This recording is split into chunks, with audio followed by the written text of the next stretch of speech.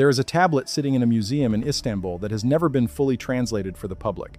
Not because scholars haven't tried, not because the language is too difficult. The cuneiform has been read. The words have been identified. But the institutions that funded the excavation quietly agreed that a direct translation would raise questions they weren't prepared to answer. The tablet describes, in precise technical language, something moving beneath the surface of the earth. Something that breathes. Something that was placed there deliberately by beings who came before the first king ever sat on a throne in Mesopotamia. That tablet is real. The agreement around it is real. And it is not the most disturbing thing the Sumerians left behind. Over the course of the next 2 hours, we are going to go through 8 specific Sumerian descriptions of this planet. Not myths, not allegories, not symbolic poetry open to interpretation. 8 direct, literal, physical descriptions of the earth, the way it was built, the way it functions, and the things living inside it and above it that do not match a single page of what you were taught in school. We will go through the clay tablets, the cylinder seals, the temple inscriptions. We will walk through what the Sumerian priests actually recorded versus what modern academia decided those records must mean. And then, at the end, we will get to the 8th description, the one that mainstream researchers avoid entirely. The one that, once you understand what is actually being said, changes every single question you thought you already had an answer to. Before we go any further, if this kind of content hits different for you, if you've always had the feeling that the story being told about human history is missing something enormous, subscribe now. This channel exists for exactly that feeling. New investigations drop every week, and the rabbit hole only goes deeper from here. Now, let's go back to the beginning. Not the beginning they taught you, the real one. The civilization of Sumer emerged in southern Mesopotamia, in the region that is now modern Iraq, roughly 6,000 years ago. That is the official timeline. But the Sumerians themselves did not describe their own origins as emerging. They described being created. They described being assembled. They described receiving knowledge, technology, agriculture, mathematics, astronomy, and law from beings they called the Anunnaki, a word that translates most directly as those who from heaven to earth came. And almost everything the Sumerians recorded about those beings, about the planet those beings came from, about the structure of the earth itself, has been quietly filed away under the category of mythology. That word mythology is doing an enormous amount of work in this conversation. Because when a society with no telescopes accurately describes the outer planets of our solar system, when a culture with no seismic equipment describes the interior of the Earth in language that maps almost perfectly to what geologists found with instruments thousands of years later, the word mythology starts to sound less like a category and more like a strategy. We are going to challenge that strategy tonight. 8 descriptions. 8 confrontations with what the Sumerians actually said versus what we were told they said. Let's start with description 1. The Earth was not found, it was manufactured. The standard scientific model of Earth's formation goes something like this. Roughly 4.5 billion years ago, a cloud of gas and dust collapsed under its own gravity, forming the sundae. The leftover debris began clumping together through a process called accretion. Small rocks became larger rocks became planetesimals, and planetesimals collided and merged over hundreds of millions of years until they formed the planets, including Earth.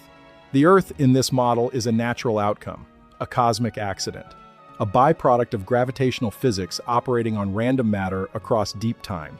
That is the story. The Sumerians told a different one. In the Enuma Elish, the Babylonian creation epic that draws directly from older Sumerian source material, the Earth is not described as a natural formation. It is described as the result of a deliberate act of construction.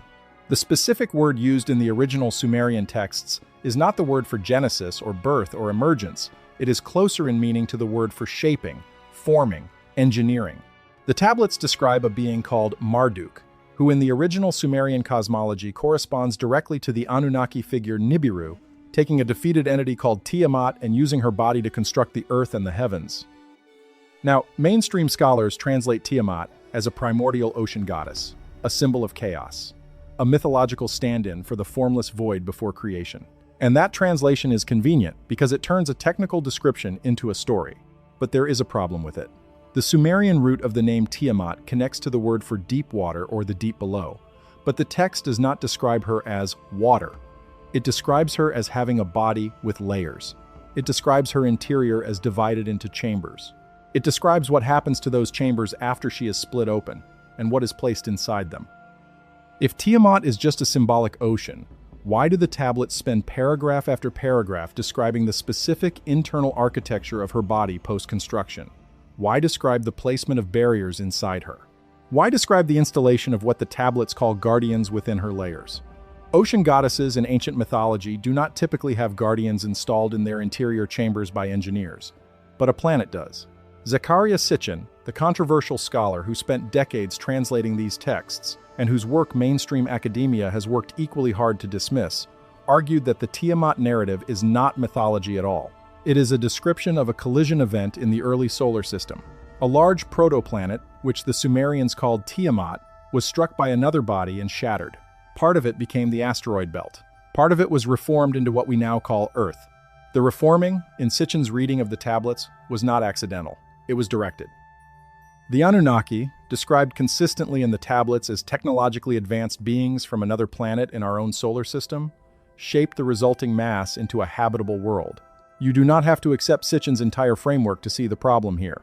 The problem is that the Sumerians described a manufactured world, not a naturally occurring one, and they described it with a level of technical specificity that does not belong in a creation myth.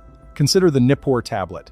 Excavated in the late 1800s during the University of Pennsylvania's digs in what is now southern Iraq, the Nippur tablet contains a passage describing the formation of the solid ground. The phrase used is not "the earth was born" or "the earth appeared." The phrase is "closer to the earth was laid down," in the same grammatical construction the tablets use elsewhere for laying the foundations of a temple or constructing a canal. The earth, in Nippur tablet language, was built infrastructure. There is also the matter of the deep. The Sumerian concept of the Abzu, which later becomes the Akkadian Apsu, is almost universally translated as the primordial underground freshwater ocean, the mythological source of rivers and springs.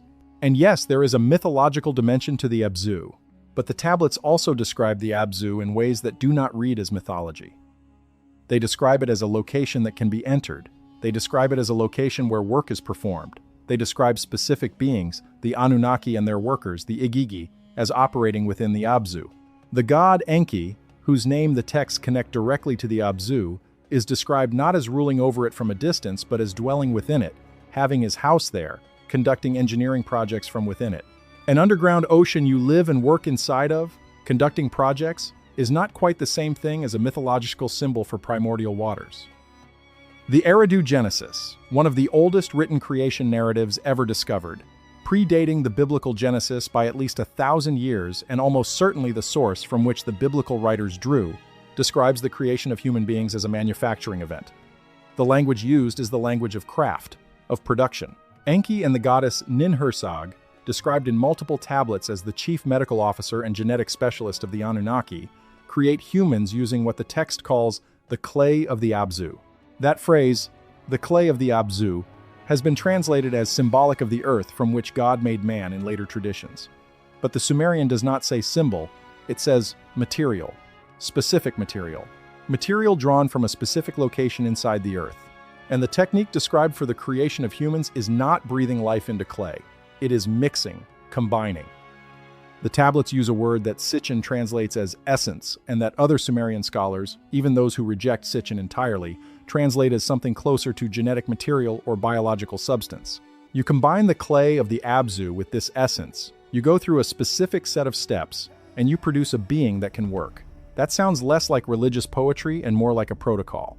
But the deepest problem with Description 1, the one that tends to make people genuinely uncomfortable, is not the manufacturing language around human beings. It is what the manufacturing language around the earth itself implies. If the earth was constructed, if its layers were deliberately arranged, if chambers were installed within it, and guardians placed inside those chambers, then the earth is not a neutral rock floating in space. It is a structure. And structures were built by someone, for a purpose. That purpose, according to the tablets, had to do with what was inside the earth, what could be extracted from it, and who was going to do the extracting. We will return to that. But first, we need to address what the Sumerians said the earth looks like from the outside, because that turns out to be its own category of problem. Description 2. The shape the Sumerians described was not a flat disk and not quite a sphere. Every ancient civilization has a cosmological model, a picture of what the universe looks like, how the earth sits within it, and what exists above and below. The standard academic line on Sumerian cosmology is that they imagined the Earth as a flat disk surrounded by a great cosmic ocean, with a solid dome overhead called the firmament and the underworld below. This is the model you will find in introductory archaeology courses, in museum exhibit text, and in almost every popular summary of Mesopotamian cosmology ever written. It is also, at minimum, incomplete. And the parts that are left out are the parts that become very interesting very quickly. The Sumerian term most often cited as evidence of the flat disk model is ki. Ki is typically translated as earth or ground. And it is true that ki, in ordinary Sumerian usage, refers to the terrestrial surface, the ground underfoot. But the cosmological texts do not just use ki, they use a more specific construction. They use the term ki-en-gi, which some scholars translate as the civilized land, but which in its most literal component reading means something closer to the Lord Wind Earth, a tripartite designation that implies not just a surface, but a surface with something moving through it and something presiding over it. More critically, the cosmological texts use the term An-ki. An means heaven or sky. Ki means earth. An-ki is typically translated as the universe or the heavens and earth together, but the specific phrasing in the cosmological passages is worth examining closely. The tablets do not say An is above and Ki is below, with Ki being flat. They describe a configuration in which an and Ki are both spherical, both turning, and both contained within a larger construct they call the totality. The Sumerian word translated as totality, or the all, is the term sar. You may recognize it from the Sumerian numeral system. The Sumerians used a base 60 mathematical system, and the number 3,600 was designated by the symbol sar. That same symbol, sar, is also used in the tablets to designate a complete circuit, a cycle, an orbit. The Anunnaki, who are described as coming from the heavenly body Nibiru, are said to do so on a sar, meaning their journey takes one sar in duration, one complete orbital cycle. When the tablets use sar to describe the structure of the cosmos, they are using a word that already means a complete rotation, a sphere, a cycle. The Earth, in this construct, is not a flat disk. It is a rotating body. Now, officially, the ancient Sumerians could not have known this. The round Earth was not formally established in Western science until the ancient Greeks, with Eratosthenes calculating the Earth's circumference around 240 BCE, roughly 3,000 years after the Sumerian civilization was at its peak. The heliocentric model of the solar system was not formally accepted until Copernicus and Galileo in the 16th and 17th centuries CE. The idea that Earth rotates on its axis was a radical proposition well into the Renaissance. But the Sumerians described it, not obliquely, not in a way that requires significant interpretive gymnastics. The cosmological texts from Nippur, from from Eridu, describe the Earth as a round body that turns. They describe the sky as a dome that moves relative to the Earth's surface, a description entirely consistent with either a geocentric model where the sky moves or a heliocentric model where the Earth rotates. And they describe the relationship between the Earth's turning and the cycles of time, the seasons, the years, the great years, in mathematical language precise enough that Sumerian calendrical calculations are still accurate today. The Sumerian zodiac, which divided the sky into 12 houses and tracked the precession of the equinoxes, requires knowledge of the Earth's axial wobble, a cycle that takes approximately 25,920 years to complete. The Sumerians called this cycle the Great Year. They divided it into 12 ages of 2,160 years each. They knew it was caused by the slow shifting of the Earth's rotational axis. How do you calculate the precession of the equinoxes if you believe you are standing on a flat disk? You do not. You cannot. The math requires a spherical, rotating planet. But even more troubling than the shape question is the number question. The Sumerians described a solar system with 9 planets. Not 5, which is the number visible to the naked eye. Not 6. 9 plus the sun and moon. Their astronomical text called the Mul, Apin, which translates roughly as the plow star, lists celestial bodies by name and describes their movements with enough precision that modern astronomers have been able to cross-reference the descriptions with actual orbital mechanics and confirm the identifications. The Sumerians named planets that were not officially discovered by modern science until the 18th and 19th centuries. They described Uranus, discovered by William Herschel in 1781. They described Neptune, discovered through mathematical prediction in 1846 and telescope observation shortly after. They described a 10th body, a body with a long elliptical orbit that passes through the inner solar system roughly every 3,600 years, a body which modern astronomers have not confirmed, but whose gravitational signature may be the source of what some researchers now call the Planet 9 hypothesis. The Sumerians called this body Nibiru. You cannot see Nibiru with the naked eye. Its orbit, as described in the tablets, would keep it far from the inner solar system for most of its cycle. A long, dark journey through the cold outer reaches before its return sweep past the inner planets. How did the Sumerians know about it? They did not have telescopes. They did not have the orbital mechanics mathematics to predict its existence from gravitational anomalies. But they knew it existed. They knew its cycle. They associated it with the Anunnaki, the beings who they said created them. And they described Nibiru's last close approach to Earth as a period of enormous catastrophe and transformation. All of this, the round Earth, the axial precession, the outer planets, the hypothetical 10th body, is embedded in Sumerian texts that mainstream scholarship categorizes as myth, as religious poetry, as the imaginative efforts of a pre-scientific people trying to explain the world through story. But here is the thing about scientific knowledge. You either have it or you do not. You cannot accidentally calculate the precession of the equinoxes. You cannot coincidentally name planets that no human eye has ever seen. You cannot stumble into a description of a spherical, rotating Earth thousands of years before any civilization was supposed to know such a thing, unless that knowledge came from somewhere. Either the Sumerians developed an astronomical tradition of extraordinary sophistication entirely on their own in a very short time, with no archaeological record of the gradual development of that knowledge, or they received it from somewhere else. Those are the two options. And the Sumerians themselves were very clear about which one was true. They said they got it from the Anunnaki. Description 3. The Earth has 7 regions, and the boundaries between them are not geographic. When you look at a map of the ancient world, you think of boundaries as political or geographic. Mountains, rivers, deserts, coastlines, natural dividers, or the lines drawn by armies and treaties. The idea that the Earth could be divided into regions based on something other than geography, something physical, something structural, something embedded in the planet itself, is not a concept most people encounter outside of very specific esoteric or fringe traditions. The Sumerians treated it as administrative fact. The Sumerian texts, particularly those associated with the city of Nippur, which served as the spiritual and administrative center of Sumerian civilization, describe the Earth as being divided into 7 regions called Eridu, in some texts, and in others referred to by the names of the 7 Anunnaki who oversaw them. These 7 regions are not mountains and plains. They are not kingdoms or tribal territories. They are described as zones of a specific kind of energy or force that emanates from the Earth itself, managed by specific assigned overseers, and with boundaries that shift on a cycle that matches the precession of the equinoxes. The Sumerian word most associated with this regional division is mi.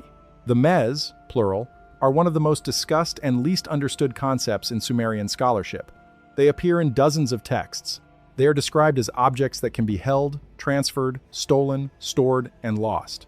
The goddess Inanna, in one of the most famous Sumerian narrative poems, travels to the Abzu to steal the mes from Enki. The mes she steals include concepts that seem abstract, like kingship, truth, the descent to the underworld, and also things that seem oddly technical, like the craft of the smith, the arts of music, and the knowledge of numbers. For a long time, scholars translated mes as divine powers or divine laws, spiritual gifts passed between gods. But the tablets also describe the mes in physical terms. They are stored in a specific location. They can be measured. They can be counted. They can be transmitted.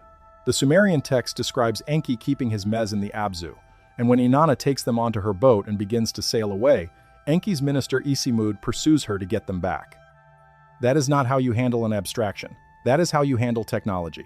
Several Sumerian researchers, working independently from different academic traditions, have arrived at a similar interpretation. The mes may be better understood as zones of broadcast, regions of the Earth from which specific kinds of energy, information, or influence emanate.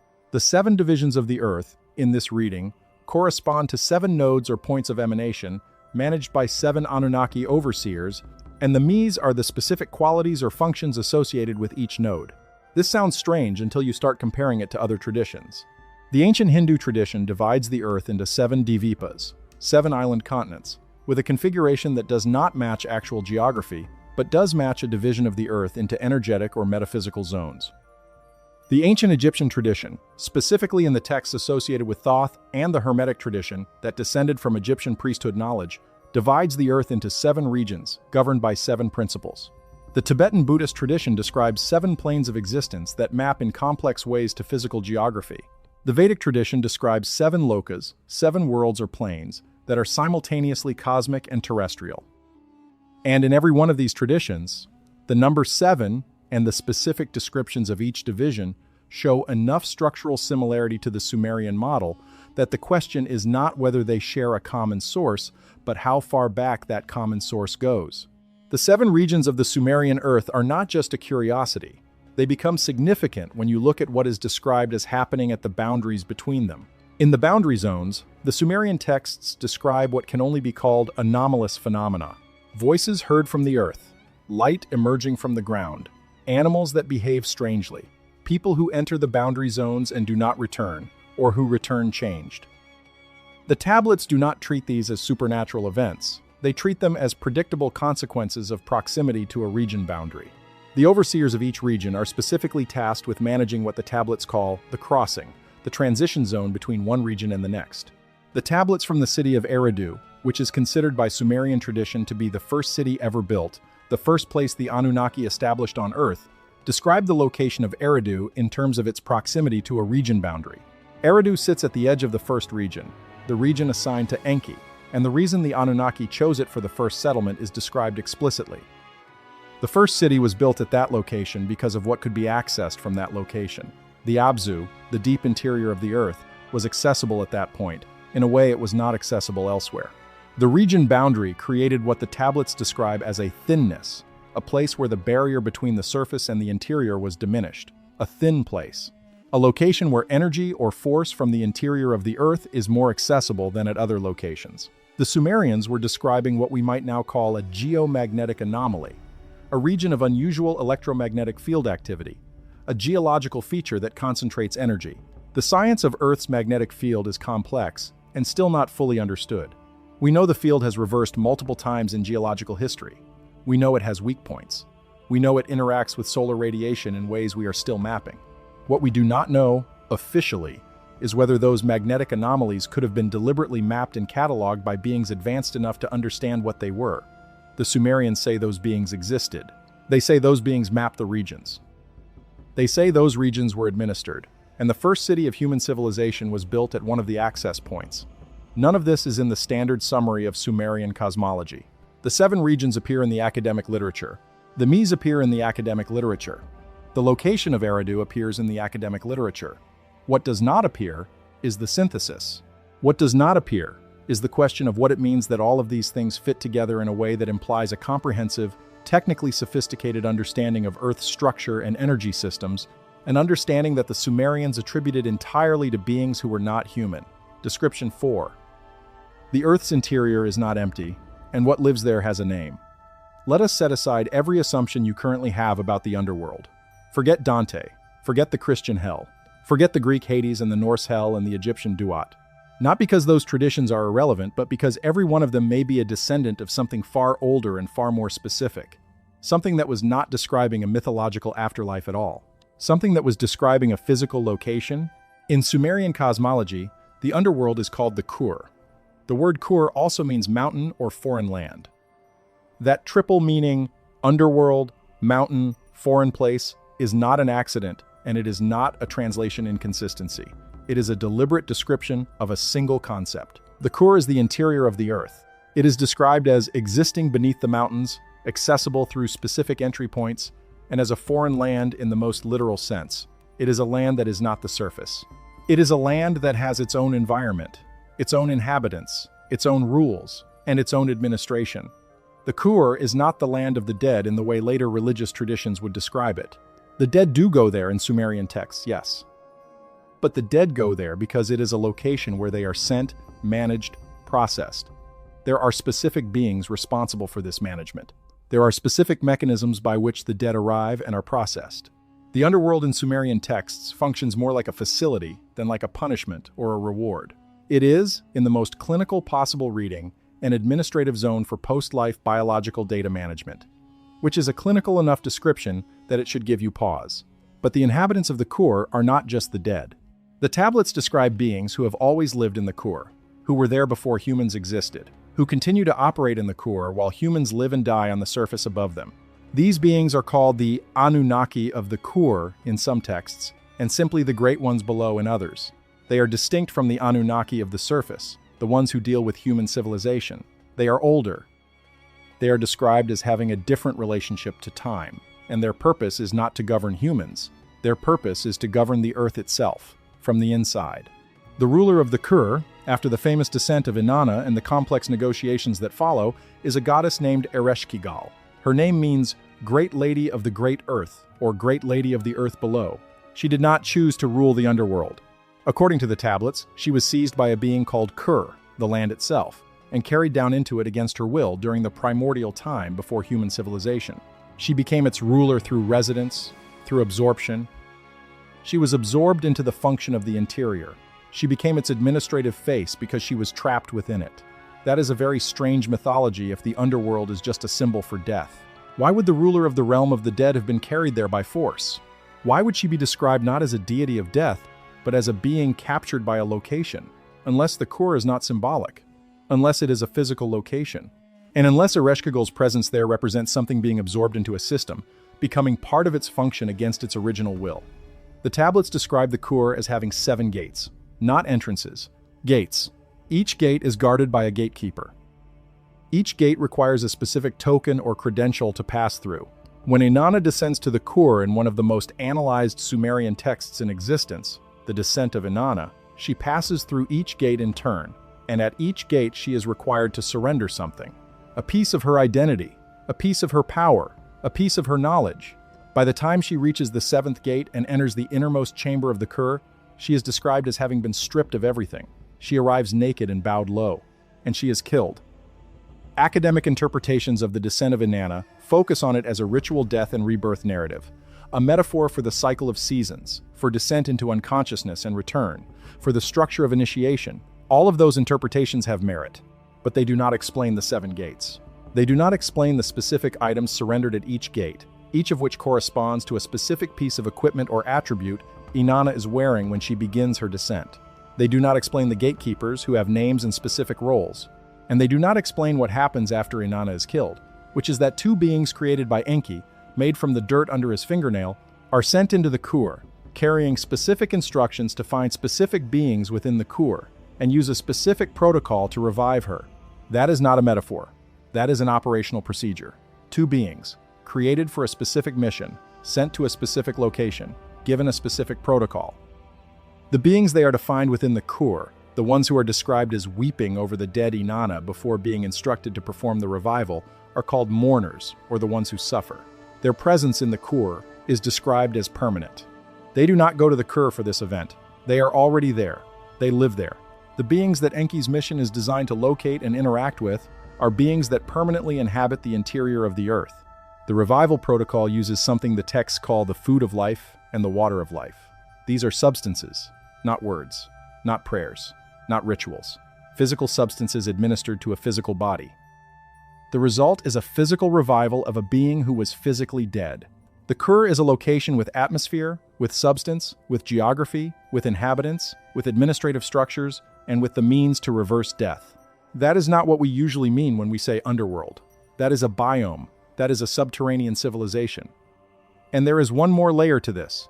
The Sumerian tablets, particularly those from the Ur-3 period around 2100 to 2000 BCE, describe the Kur as having multiple levels.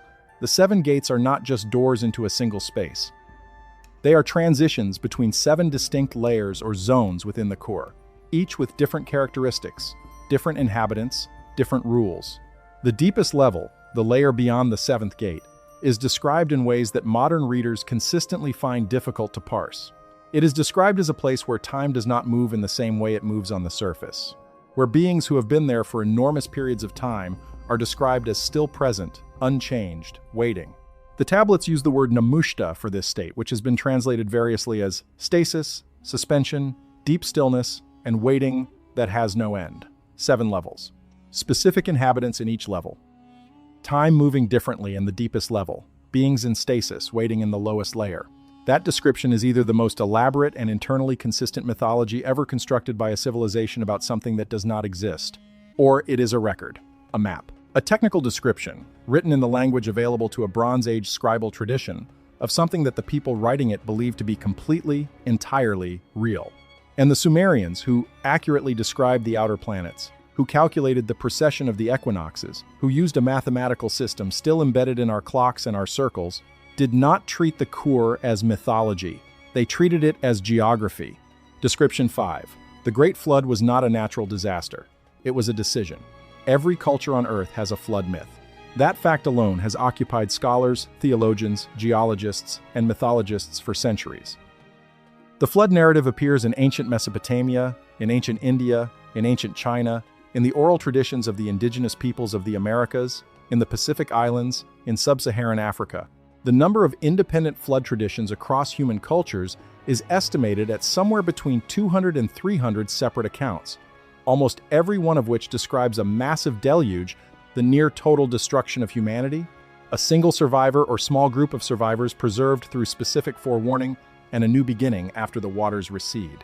The standard geological explanation is that these traditions are cultural memories of real flooding events. The end of the last ice age, approximately 12,000 years ago, raised global sea levels by roughly 400 feet as the ice sheets melted. Coastal civilizations were drowned. Low-lying inland areas were inundated. Entire geographies were reshaped. The Black Sea Basin, which was once dry land, filled catastrophically as Mediterranean waters broke through what is now the Bosphorus Strait. The Persian Gulf Basin, where Sumer would later develop, was partially submerged. These were real events. They left real trauma in human cultural memory. The flood myths are their echo. That explanation is reasonable as far as it goes. But it does not account for one specific thing about the Sumerian flood narrative that every other flood myth lacks. The Sumerian flood story, recorded in the Eridu Genesis and later expanded in the Epic of Gilgamesh, does not describe the flood as a natural catastrophe. It describes it as a vote. The Anunnaki, the assembly of the great gods, held a council. At the council, a decision was made to destroy humanity. The god Enlil, the chief authority of the Anunnaki on Earth, led the faction in favor of destruction. The argument, as the tablets record it, was that humanity had become too numerous, too loud, and too close to the knowledge that the Anunnaki held exclusively for themselves. The tablets use a specific phrase that has been translated multiple ways. The noise of humanity disturbs the rest of the gods. Enlil cannot sleep. Enlil convenes the council not because of any moral failing of humanity, but because of a perceived threat. Humanity is growing in a direction that the Anunnaki Council does not want it to grow. The flood is the solution to a threat assessment. That is not a natural disaster. That is a policy decision. The counterweight to Enlil in this story is Enki. Enki votes against the destruction, or, more precisely in some tablet versions, abstains, and then acts unilaterally.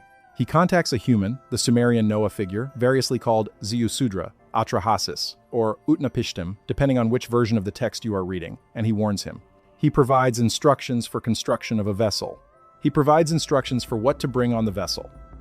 And he provides a specific instruction that appears in the tablets but tends to get glossed over in popular summaries. Enki tells Ziusudra not to tell other humans about what is coming.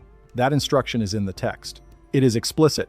Enki warns one man, gives him the means of survival, and specifically instructs him not to share that warning. The rest of humanity is to be destroyed as planned. Enki's rebellion against Enlil's decision is not a rebellion on behalf of humanity.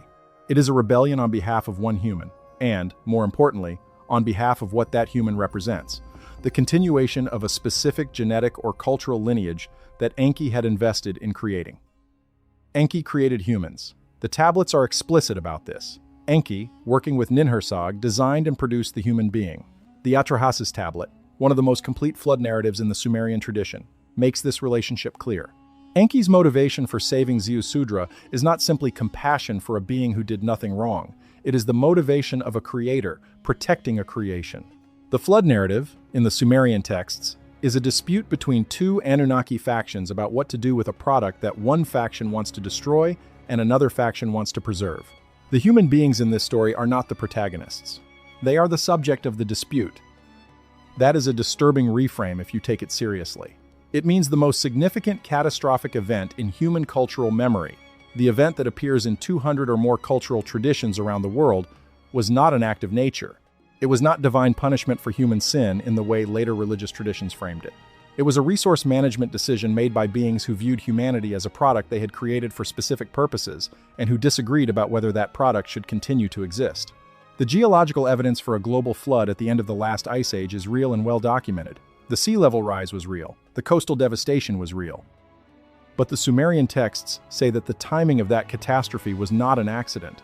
The tablets describe the Anunnaki as having specific technological capabilities related to weather and to the management of large bodies of water. Enki's domain, the Abzu, is associated throughout the text with water management. The tablets describe Anunnaki technology, capable of releasing what they call the heavenly waters, a description that some researchers have connected to the actual mechanism of rapid ice sheet collapse, which involves the release of enormous quantities of water previously locked in glacial formations. The idea that the end of Ice Age flooding was deliberately triggered, rather than simply occurring as part of a natural planetary cycle, is not a claim that mainstream science accepts. But the Sumerian texts are not ambiguous. They describe a council that voted to destroy humanity. They describe the mechanism of destruction as the release of waters from both above and below. They describe the timing as chosen, not accidental. And they describe the aftermath as a new arrangement between the Anunnaki and humanity, with Enlil accepting the survival of Ziusudra and agreeing that humanity would continue, but under a different arrangement than before. What was the new arrangement? The tablets are specific about this too. After the flood, the Anunnaki withdraw. They do not disappear entirely. They establish what the tablets call the divine kingship, a system in which human rulers govern on behalf of the Anunnaki, receiving their legitimacy and their instructions through a specific intermediary system. The tablets list the kings of Sumer after the flood, the King's List, with their reigns and their accomplishments. The King's List, which was considered purely mythological until excavations confirmed the existence of multiple kings on it who were thought to be fictional, describes the transition from Anunnaki direct rule to human proxy rule as a deliberate administrative change. Before the flood, the tablets say, the Anunnaki ruled directly. After the flood, they delegated. Why would beings who just destroyed most of humanity then delegate their authority to humans rather than simply continuing to rule directly? The tablets suggest an answer that is uncomfortable in its implication. The flood was not just the destruction of excess population. It was a reset, a recalibration. The humans who survived were preserved specifically. They carried specific lineages. They were given specific knowledge. And the new system of divine kingship was built on the premise that those specific humans and their descendants were the authorized interface between the Anunnaki and the rest of the human population. The flood, in the Sumerian record, is not the story of humanity's survival despite catastrophe. It is the story of humanity's redesign. The catastrophe was the mechanism. The survivors were chosen. And the world that came after was built to different specifications than the world before. Description 6. The Earth has a grid, and the Sumerians mapped it. The concept of an Earth grid, a geometrically structured network of energy lines or points on the Earth's surface that creates a kind of invisible architecture, is primarily associated with New Age thought, with ley lines, with Glastonbury and the pyramids and Stonehenge being mysteriously aligned. It tends to be dismissed by mainstream archaeology as the kind of pattern matching that the human brain is very good at, finding order in random data. If you place enough sacred sites on a map and draw enough lines, you will always find some that appear to align. The alignments are an artifact of the quantity of data, not evidence of a real underlying structure. That dismissal is reasonable as applied to the more enthusiastic versions of leyline theory, but it does not account for the Sumerian tablets, because the Sumerians did not just hint at a grid, they described one. They named its components, they described its function, and they attributed its construction to the Anunnaki. The Sumerian term is Duran-Ki. It means the bond of heaven and earth, and it refers to a specific point, a specific location, that functions as the nexus between the heavenly realm and the earthly realm. The city of Nippur was designated as the Duran-Ki of the Sumerian world. The temple at Nippur, the Ekur, whose name means house mountain, was built at what the Sumerians described as the exact center of the earth, not the geographic center, not the geometric center, but the functional center, the point of maximum connection between the surface of the earth and the forces that operate through it. Academic translations of Duran-Ki as cosmic bond or bond of heaven and earth tend to treat this as symbolic religious language. The center of the universe is a common religious claim for important temples. Jerusalem is the navel of the world in Jewish tradition. The Omphalos stone at Delphi marked the center of the world for the Greeks. Mecca is understood by Muslims as the axis of the world. This kind of axis mundi symbolism is universal, and interpreting Nippur's Dur-Enki designation as another example of it is reasonable. But the Sumerian texts go further than other axis mundi traditions. The other traditions claim spiritual centrality. The Sumerian texts claim technical centrality and then describe the technical function. The Ekeret Nippur is described in the tablets as containing specific devices, objects of stone and metal, arranged in specific configurations that maintain the connection between heaven and earth. The tablets use the term giskim for the signals or indicators produced by these devices, giskim that the Anunnaki used to coordinate their operations on the Earth's surface. The Eker was not just a holy place, it was a communications and coordination hub. The tablets from Nippur describe a network radiating from the Ekur. Other cities in the Sumerian world were positioned at specific intervals from Nippur and from each other. The positioning was not random and not purely agricultural or political. The text described the positioning of cities in terms of their relationship to the lines radiating from the Dur-Enki, the grid lines of the bond of heaven and earth. Each major Sumerian city was assigned to a specific Anunnaki, and each city's position within the grid was related to the specific domain and function of its assigned Anunnaki. Eridu, the first city, sits in what the tablets describe as the first zone, the zone of Enki, the zone closest to the Abzu. Nippur, the administrative center, sits at the grid's nexus. Associated with the moon god Nana, sits at a specific interval from Nippur. Uruk, the city of Anu and Inanna, sits at another specific interval. Lagash, Kish, Larsa, Sippar, each has a designated position, a designated Anunnaki, and a designated function within the overall system. The Sumerian city-state system, which historians describe in terms of agricultural territories, river access, and political alliances, had a secondary structure that the texts describe explicitly and historians largely ignore. It was a geometric network mapped to specific functions and specific energy zones of the Earth's surface. The most direct parallel in the modern scientific world is the concept of geomagnetic anomaly mapping. The Earth's magnetic field is not uniform. It has weak points and strong points. It has regions of unusual activity. The distribution of these anomalies is not random and is connected to the underlying structure of the Earth's interior, the movement of molten rock in the outer core, the placement of highly magnetic mineral deposits, the distribution of tectonic boundaries. A sufficiently advanced civilization with the ability to map and utilize these anomalies would have reasons to position their infrastructure at specific points on the Earth's surface, points where specific kinds of activity, communications, energy extraction, geological monitoring were most efficiently performed. The Sumerian description of the Dur-Enki grid is a description of exactly that, a network of positioned infrastructure built on a map of the Earth's energetic architecture. And the Anunnaki, in the tablets, are the ones who drew the map. What makes this description specifically difficult to dismiss is its connection to the broader Sumerian astronomical record. The Sumerian astronomers, as we established in Description 2, had detailed knowledge of the solar system and the Earth's rotation. They had a mathematical system precise enough to calculate the precession of the equinoxes. That mathematical system, the base 60 system, is the system we still use to measure time and angles. 60 seconds in a minute, 60 minutes in an hour, 360 degrees in a circle, 12 months in a year, 12 signs in the zodiac. Every one of those divisions traces back to Sumerian mathematics.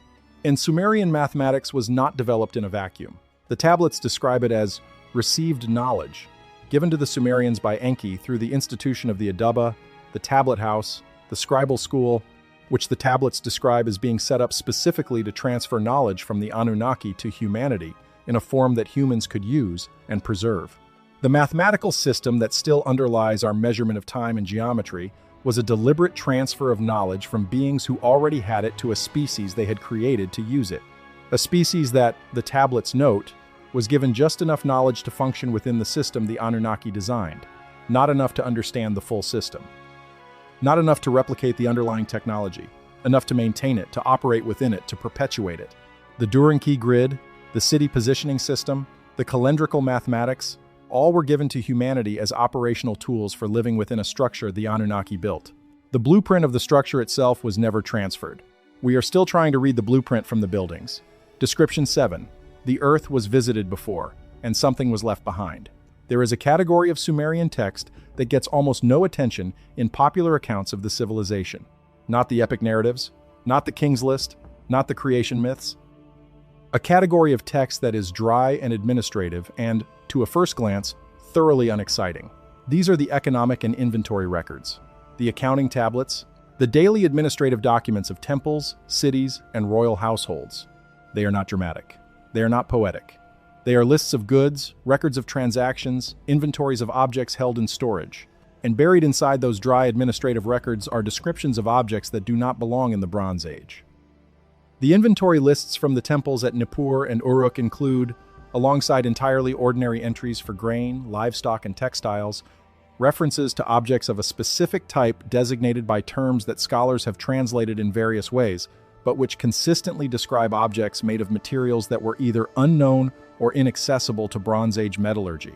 Objects with properties that the tablets describe in terms that have no parallel in any other Bronze Age cultural record, and objects that are stored not in ordinary storage facilities but in a specific class of storage, described as the House of Hidden Things or the House where they wait. The objects are called by several names across different temple inventories.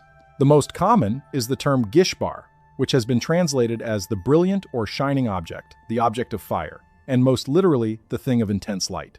The gishbar appears in inventory lists as an object of significant value, stored with care, access to which is restricted to specific priests or administrators. The tablet that records the existence of a gishbar does not describe its origin. It describes its current location and the conditions of its storage, and it notes that it was received from a predecessor institution, which received it from its predecessor, the chain extending back in the records to what is described simply as the first time. The first time is a significant phrase in Sumerian administrative language.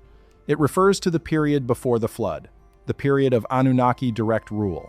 The period described in the cosmological texts as the time when the Anunnaki were physically present on the Earth's surface and their technology was in active use. Objects described as received from the first time are objects that the tablets, in their administrative matter-of-factness, treat as legacy items, handed down, stored, maintained in the same condition they were received, not manufactured, not replicated, received. The Dendera light, the famous relief carving from the Hathor temple in Egypt, depicts what appears to be a large glass bulb with a snake or filament inside, connected by what some researchers have identified as a jod pillar, an insulator, a configuration that resembles a high-voltage electrical apparatus. That carving is Egyptian, not Sumerian, but the Sumerian tablets describe objects of intense light stored in temple vaults in language that is strikingly parallel. The carving at Dendera is one artifact from one tradition. The inventory tablets from Nippur and Uruk are 100 different references in 100 different administrative documents, spanning several centuries. There is also the matter of the tablets' descriptions of the Anunnaki themselves. The visual descriptions, scattered across narrative, administrative, and hymn texts, describe the Anunnaki as wearing specific garments described as shining, as not of wool or linen, but of a material that reflects light like water on a surface. They are described as wearing objects around their heads that produce light. The term for these light-producing headpieces is milem, which is also, confusingly, the same root as the term used for divine radiance, or the aura of divinity in Sumerian religious language. Scholars collapse these two meanings together and treat them as the same thing. The shining garments are divine radiance, the illuminated headpieces are symbols of godhood. The translation converts a physical description into a theological abstraction.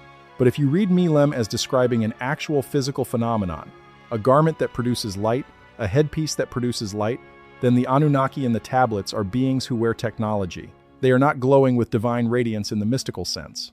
They are wearing equipment that illuminates them, equipment that they arrived with, equipment that in later periods of the tablets, they are no longer described as wearing openly, because in later periods of the tablets, they are no longer physically present in the same way.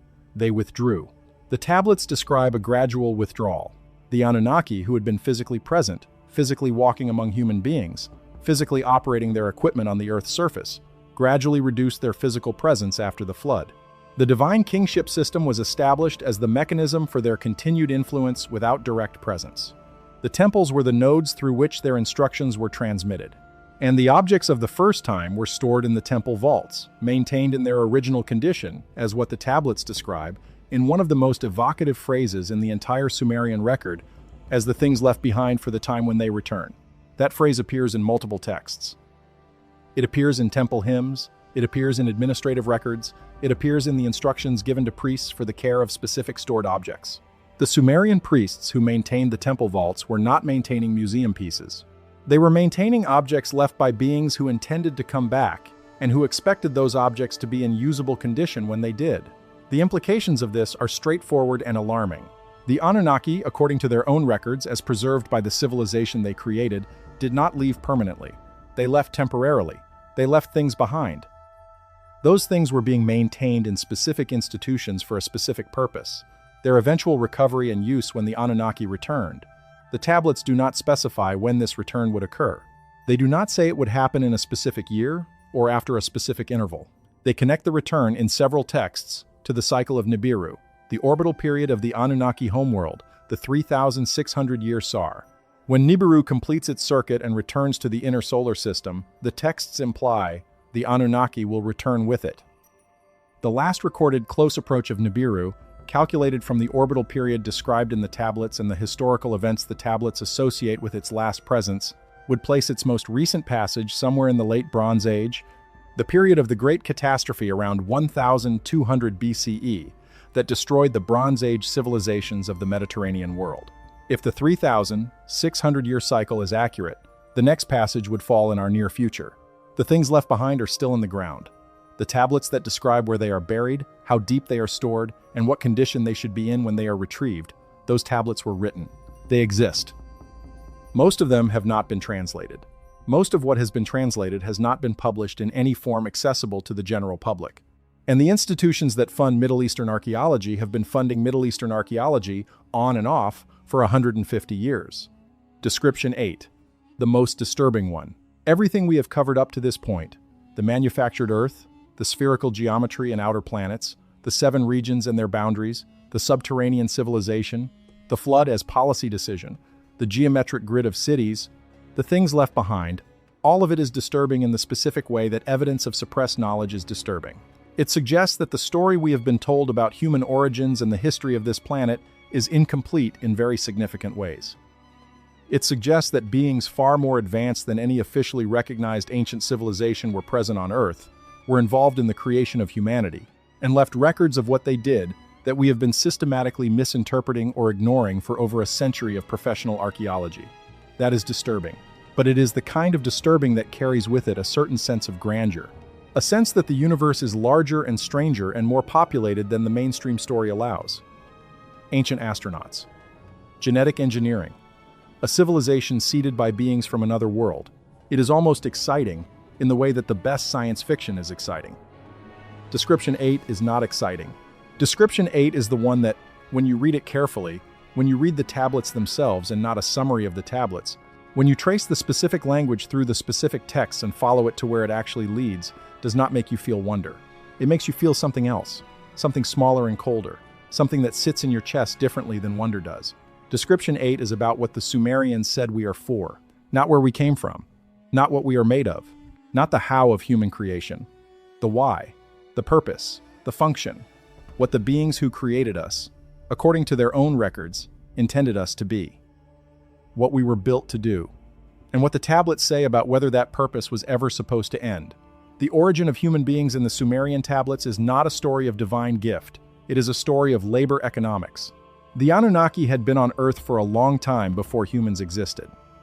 They had come to Earth for a specific reason, a reason the tablets state plainly. They came to mine, gold specifically, though the tablets also mention other metals and minerals. The gold was needed on Nibiru, the Anunnaki homeworld, for reasons the tablets give in technical terms that have been interpreted as relating to the repair or maintenance of Nibiru's atmosphere. Whatever the specific reason, the tablets are clear. The Anunnaki came to Earth to extract materials and transport them back to their homeworld. That was the primary purpose of their presence here. The Anunnaki who did the mining were called the Igigi.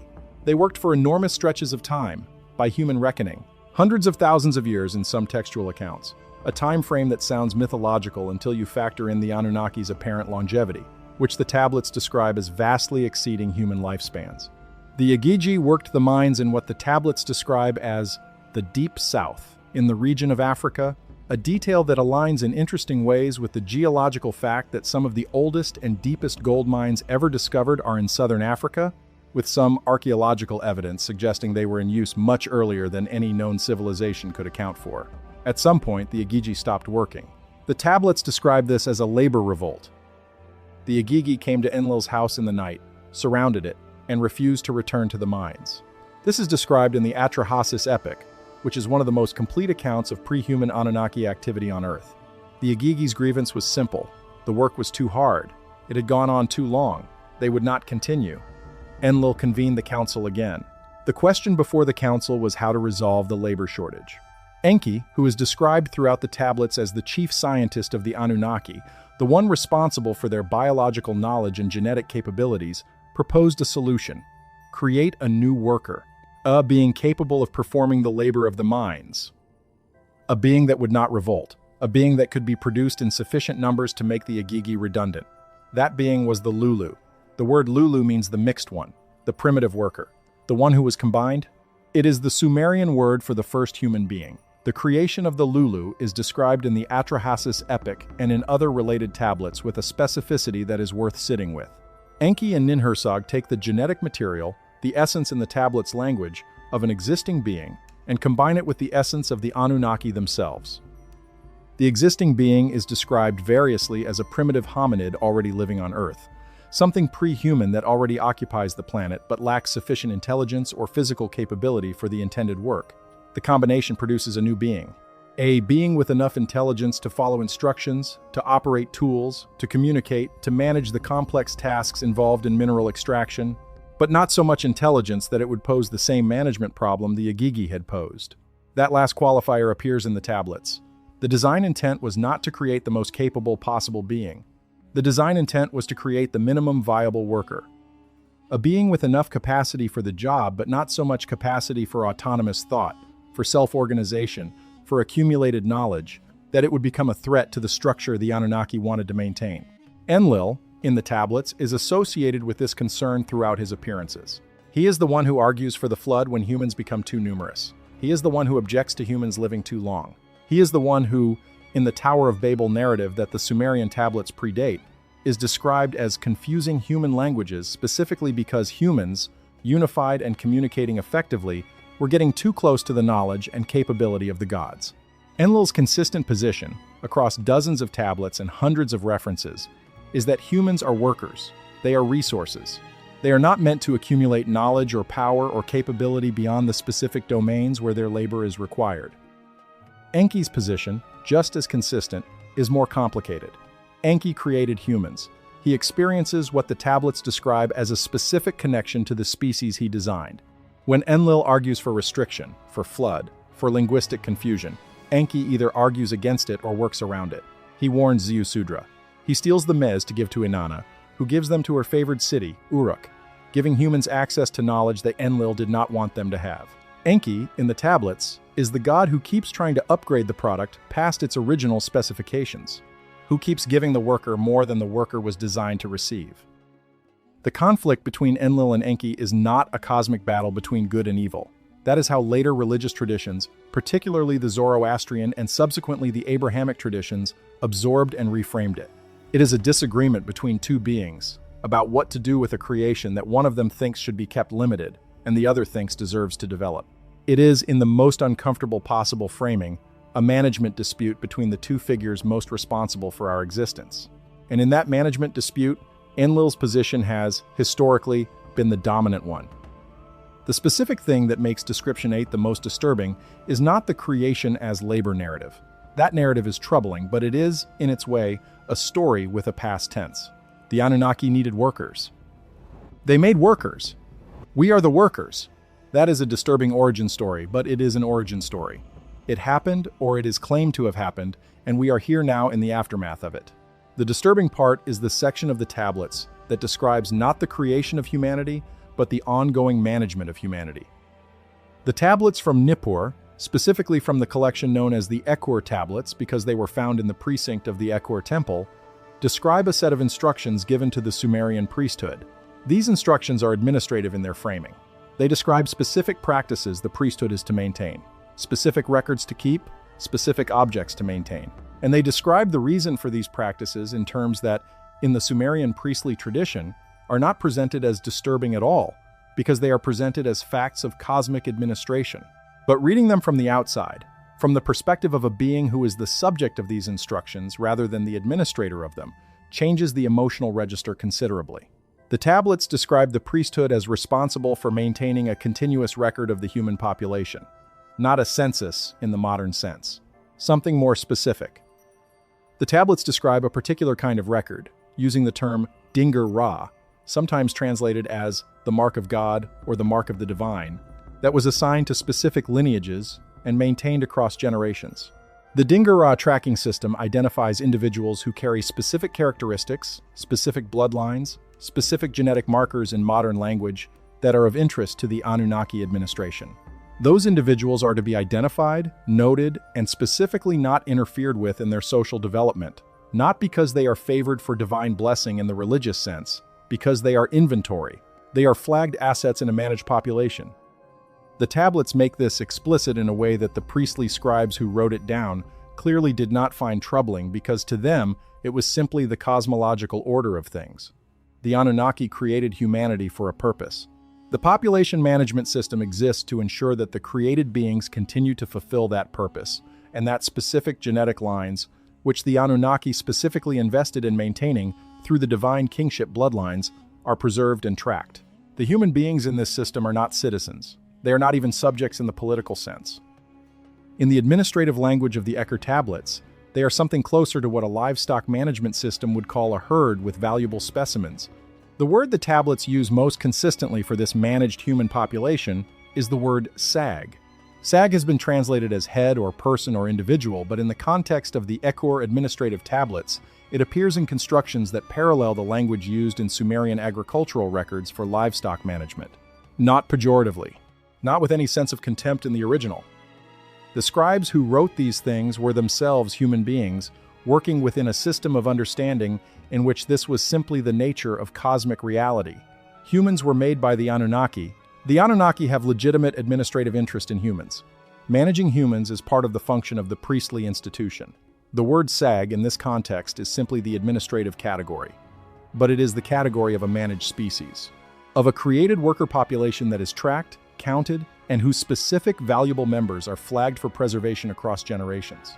And then there is the section of the Eker tablets that describes what happens when the Anunnaki return. The tablets, in the passages describing the expected future return of the Anunnaki, describe a resumption of direct administration. The things left behind, the objects stored in the temple vaults, are to be recovered and used. The communication devices, or whatever the Giskim apparatus actually were, are to be reactivated. The city grid, the Duran key network, is to be reestablished in full functionality, and the human population is to be organized according to the original purpose. The original purpose. After thousands of years of divine kingship, after the flood reset, after the dispersal of populations across the earth, after the growth of human civilization in directions the Anunnaki did not prescribe and perhaps did not anticipate, the tablets describe a return to the original arrangement, the one before the flood. The one in which humans were workers in a specifically managed operation. The one in which the Igigi had complained that the work was too hard and too long, and in response to which the Anunnaki created a being that would not complain. The Sumerian tablets are not predicting the apocalypse in the Christian theological sense. They are not predicting the end of the world. They are predicting something that, in some ways, is more troubling than the end of the world, because it is not an ending, it is a resumption. A return to the original terms of an arrangement that humanity, in the tablet's framing, was never actually a party to. An arrangement that was made before we existed, by beings who created us to fulfill it, who left, and who the tablets describe as intending to return to it when their orbital cycle brings them back to this part of the solar system. The Sumerians did not find this disturbing.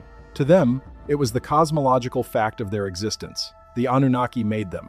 The Anunnaki would return.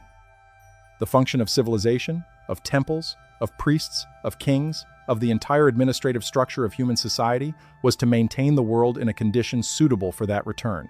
The first city was built for that purpose.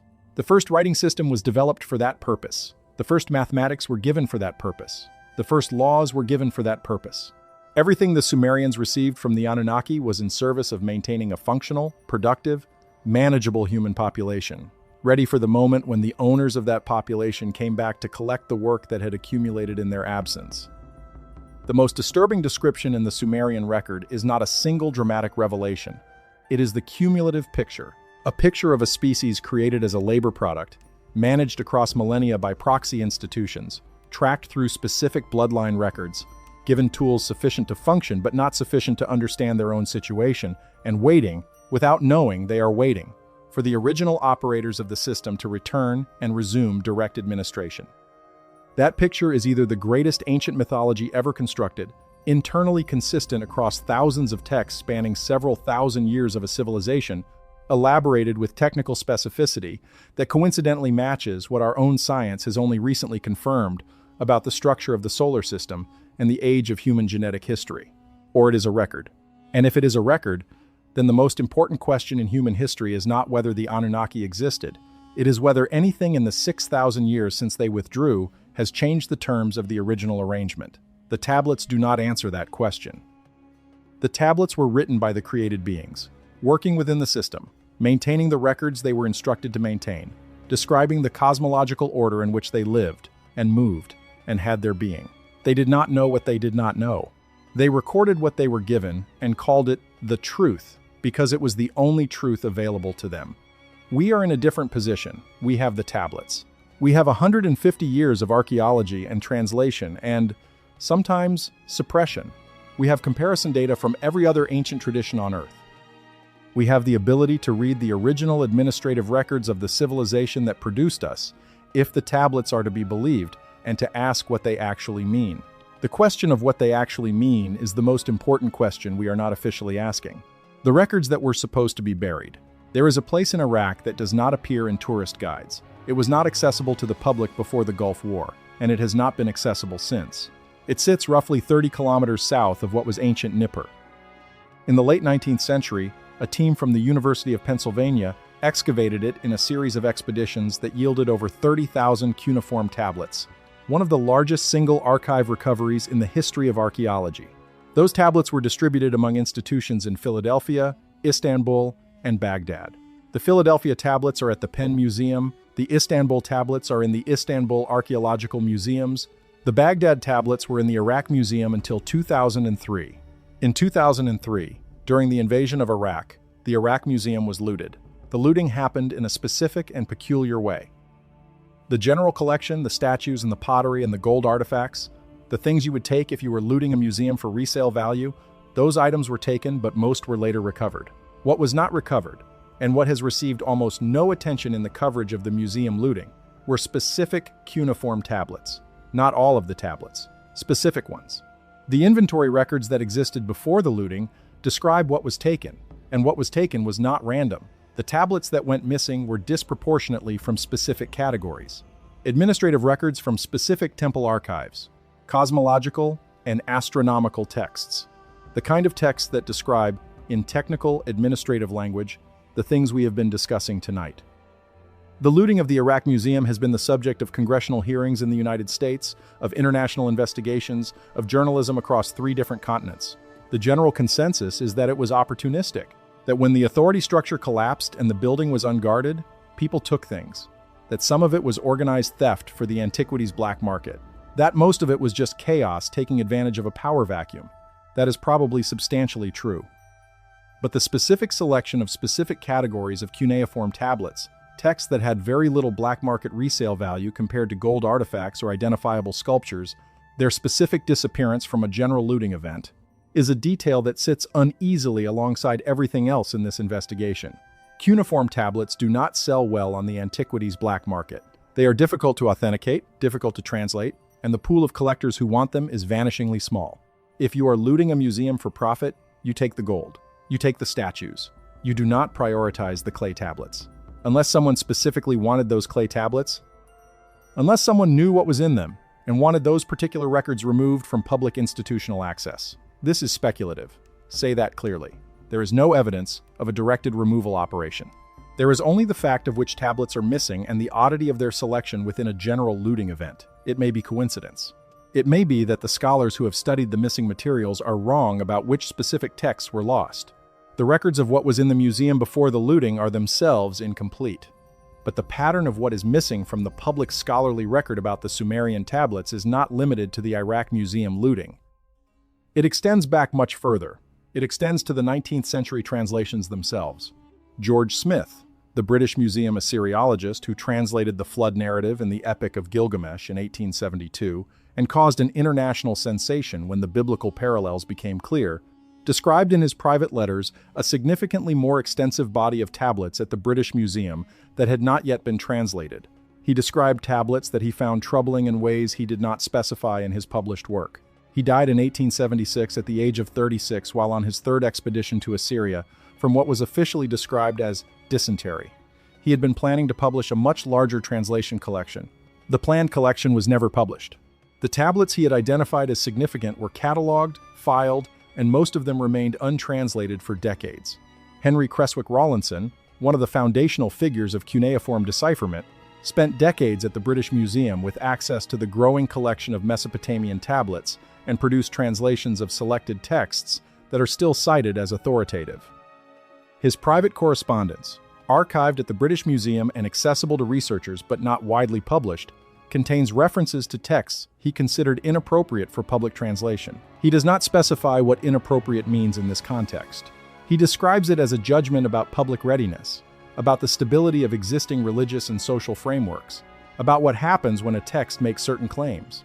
Inappropriate for public translation, too disturbing for public readiness. These are characterizations made by two of the most important scholars in the history of cuneiform studies about texts that they had access to and that the public did not. They are not proof of suppression in any organized or conspiratorial sense. Scholars make judgment calls about publication. Archives fill faster than they can be processed. The gap between what exists in an archive and what is publicly known about that archive is a persistent feature of academic knowledge management. But the gap, in the case of Sumerian tablets, is enormous.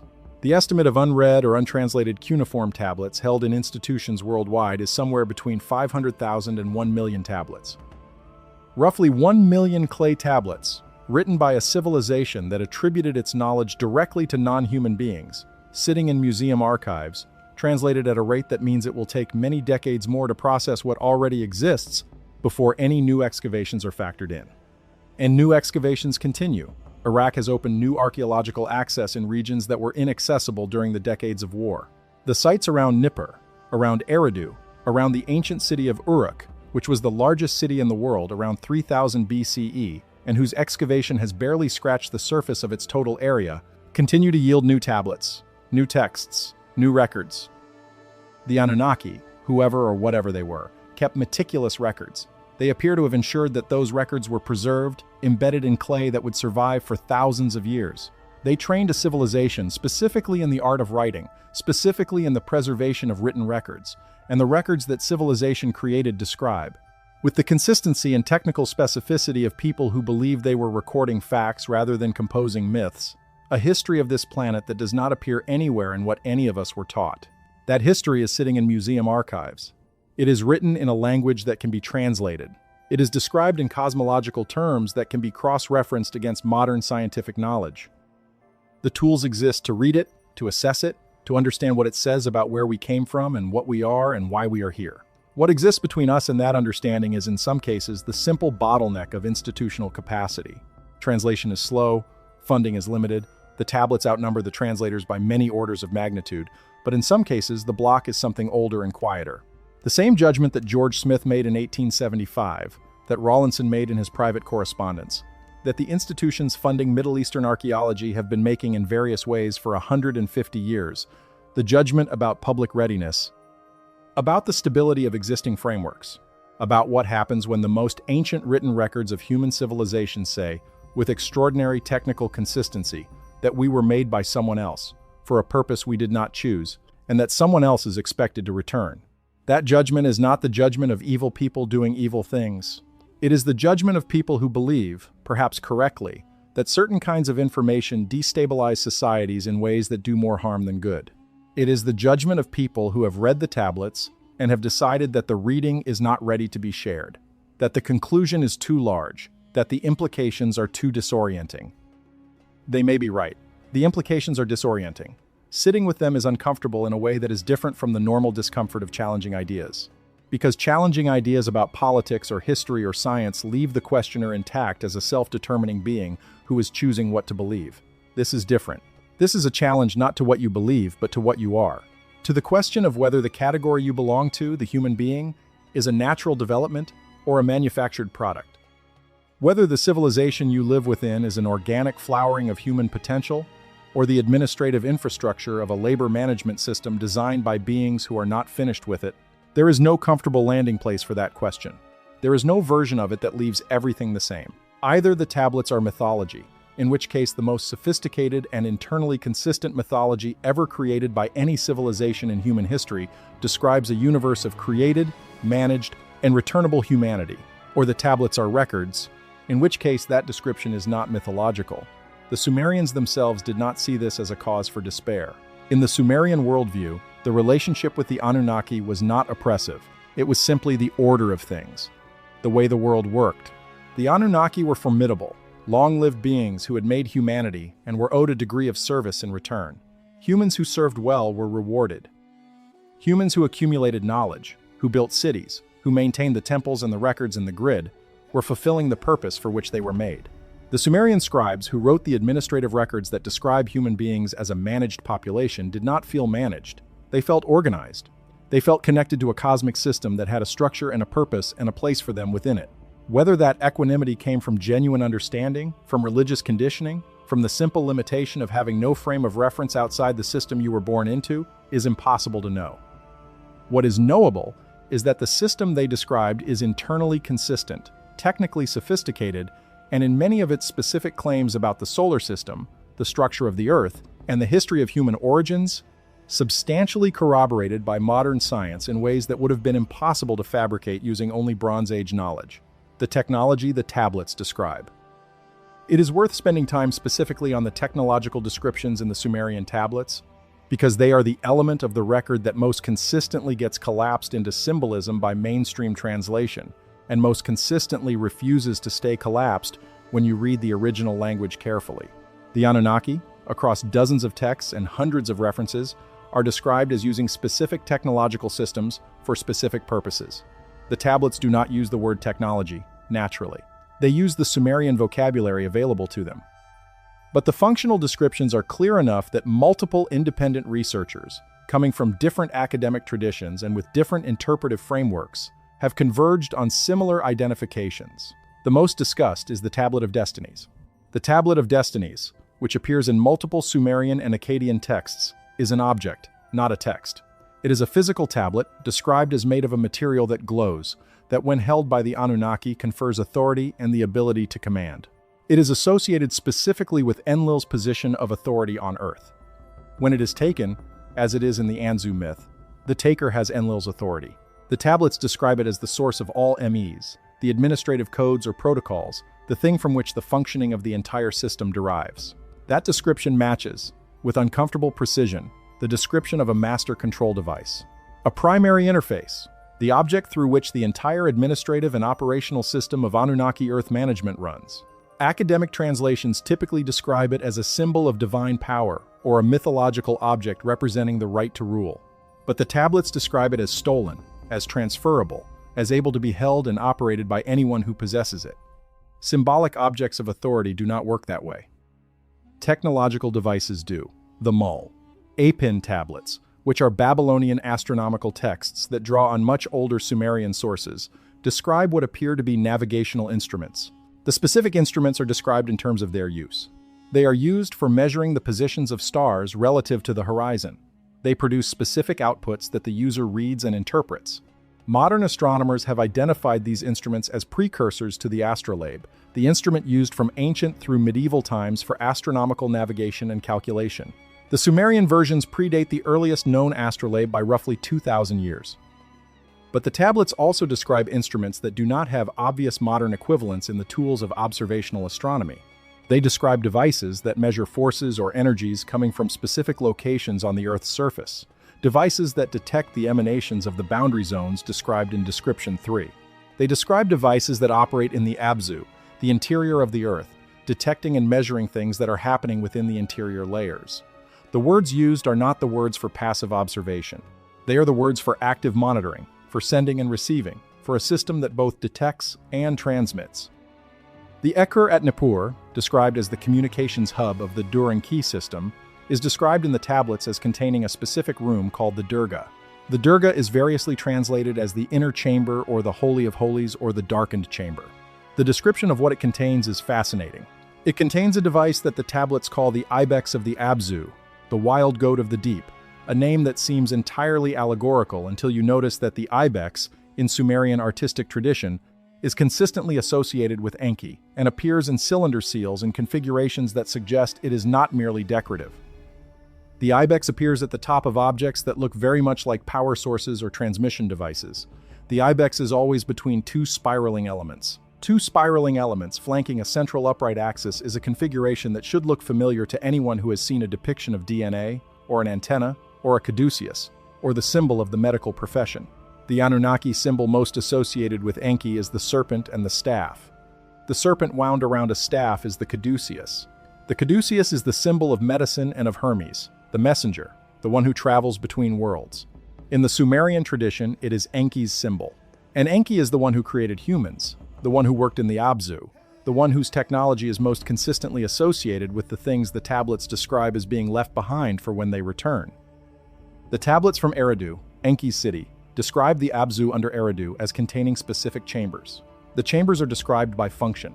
There is a chamber where the water comes from, a chamber where the earth is measured, a chamber where the record is kept, and a chamber that the tablets describe with a phrase translated variously as the place of the fixed sky, or the place where heaven stands still. The place where heaven stands still, a location underground where something about the heavens, about celestial navigation or celestial observation or celestial communication, is fixed, stable, constant. The technology of maintaining a fixed astronomical reference point underground, in a chamber shielded from surface interference, is not a technology we would consider advanced. Observatories are built on mountains to get above atmospheric interference.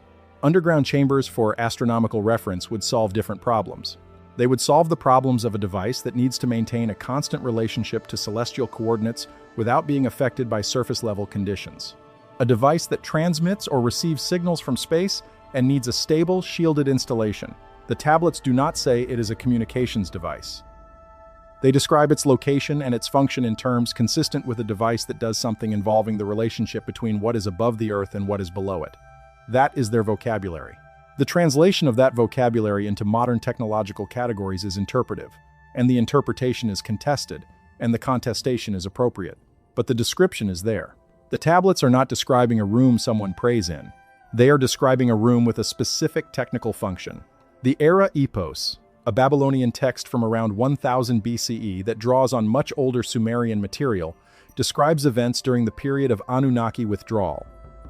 After the great gods withdraw from direct activity on Earth, Era, a god associated with pestilence and violence, takes over temporarily and causes catastrophic damage to the human world. After Era is eventually convinced or coerced to stop, the other gods return to assess the damage. What they are specifically concerned about is not the human casualties. What they are concerned about is the damage to specific installations, the damage to specific points in the Duran-Key grid, the damage to specific temple installations that maintained specific functions. The gods are cataloging damage to infrastructure.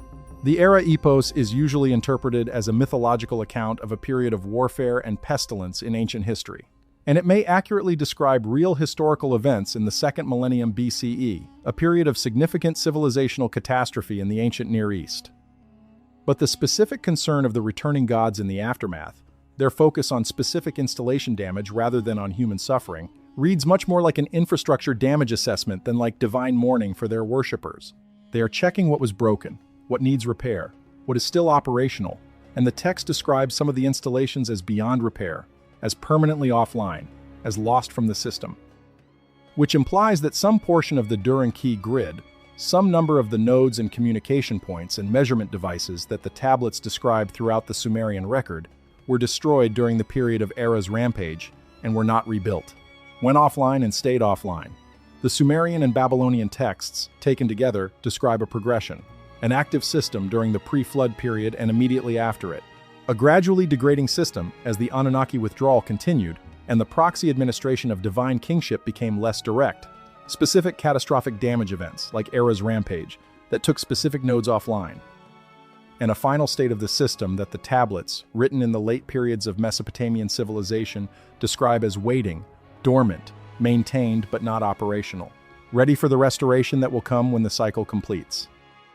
If you were looking from the outside at the physical evidence on the Earth's surface of a system that once existed, that was damaged, and that partially remains in dormant form, you might be looking for things like geomagnetic anomalies and unexpected locations, for structures aligned to astronomical reference points with a precision that exceeds the engineering capabilities of the civilizations that built them, for underground chambers whose original purpose is classified as ceremonial, because no one can explain what they were actually for biological sequences in the human genome that appear to have been introduced rather than evolved.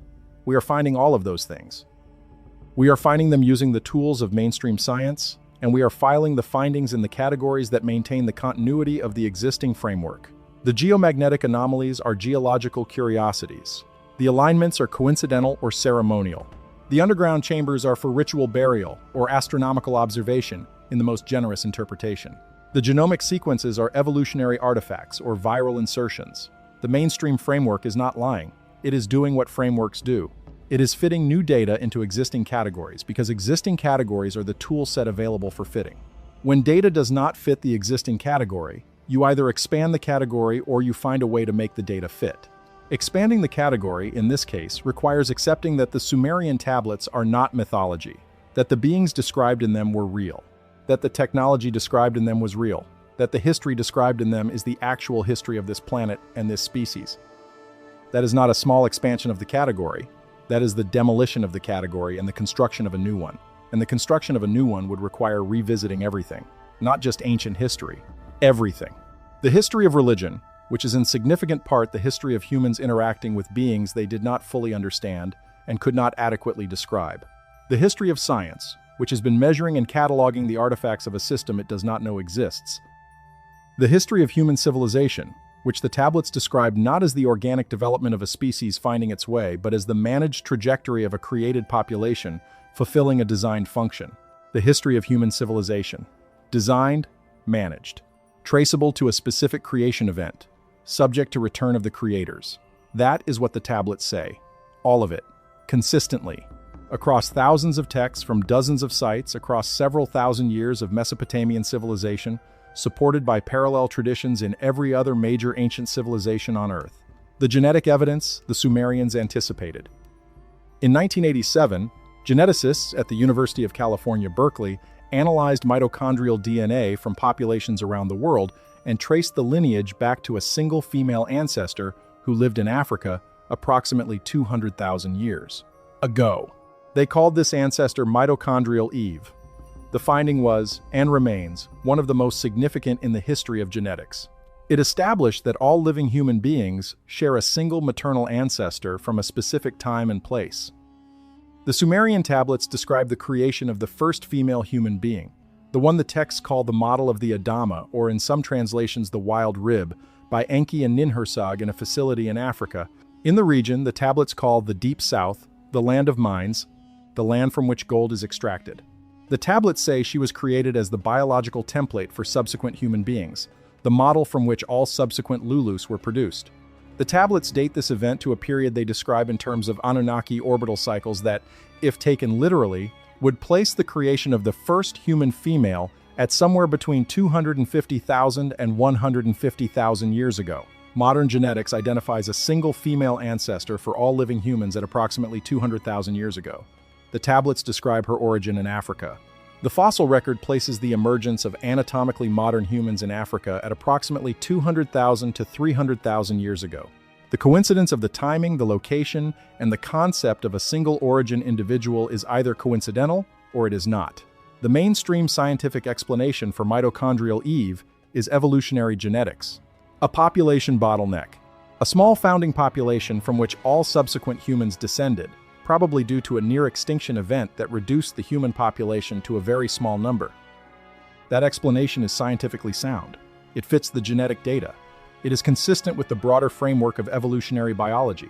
But it does not explain why the Sumerian tablets, written roughly 4,000 years before anyone had done mitochondrial DNA analysis or understood the concept of a genetic population bottleneck, describe with reasonable specificity the time period, the location, and the single ancestor concept of modern human genetic origins. The genetic data has another feature that the Sumerian tablets also anticipated, though less directly. The human genome contains a significant proportion of sequences that do not appear to have evolved gradually. They appear to have been inserted. Some of these insertions are well understood. Endogenous retroviruses, ancient viral infections that became integrated into the host genome, make up a substantial portion of human DNA. Those are biological processes that evolutionary genetics accounts for well. But there is a subset of genomic sequences whose origin is debated, sequences that do not match the retroviruses. Sequences that appear in the human genome but not in our closest primate relatives. Sequences whose function is, in many cases, unclear. Some researchers in the field of human genetics have described these sequences using carefully hedged language as evidence of accelerated mutation or rapid genetic change in the human lineage. The rate of genetic divergence between humans and chimpanzees is, in some genomic regions, significantly faster than the evolutionary models predict. The divergence is not impossible, it is not refuted, but it is unexplained. It happened faster than it should have, in a purely natural evolutionary framework. The Sumerian tablets describe a genetic modification event.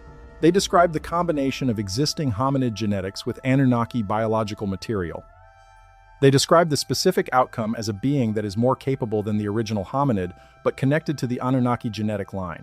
They describe subsequent modifications to the Lulu over time, refinements, adjustments, including specifically the extension of human lifespan in the period of the first kings, the divine kingship lineage, and its later restriction when Enlil becomes concerned that humans are living too long and accumulating too much. The human lifespan is itself a genetic puzzle. The genetic mechanisms of aging in humans are complex and not fully understood. The maximum human lifespan, roughly 120 years, appears to be genetically regulated in ways that are not simply about cellular damage accumulation. There are specific genetic switches associated with lifespan regulation. The science of those switches is active and current. What the science does not have is an explanation for why those switches are set where they are. Why the human maximum lifespan is specifically around 120 years rather than 60 or 200. Why the regulation is so consistent and so tight across a species with enormous genetic variation in almost every other characteristic. The Sumerian tablets describe the lifespan of the first kings, the direct descendants of the divine kingship lineage established after the flood, as being much longer than the lifespans of ordinary humans. The kings list shows pre-flood kings ruling for tens of thousands of years, a figure taken by scholars as mythological or ceremonial. But the post-flood kings on the kings list, whose reign lengths telescope rapidly toward ordinary human lifespans over the course of a few generations, show a progression that looks very much like a genetic modification, wearing off over successive dilutions of the original genetic material through interbreeding with the general population. If the original Lulu was a modified hominid with extended lifespan, and if the divine kingship lineage maintained that extended lifespan through careful management of the bloodline, and if that careful management became less possible as the Anunnaki withdrew and the bloodline diluted through the ordinary processes of human reproduction, you would expect to see exactly the pattern the King's List shows. Very long reigns in the direct lineage, rapidly decreasing reign lengths as the lineage disperses. The King's List is not a document about ceremonial or mythological rulers. It is a genetic lineage record. And the data it records is consistent with the genetic modification narrative in the tablets in a way that is either an extraordinary coincidence or something else. The Human Genome Project has given us access to the record embedded in our own biology. It shows the same things the Sumerian tablets describe. A single origin ancestor, female in Africa, approximately 200,000 years ago. Rapid genetic divergence from the most closely related primates in specific genomic regions.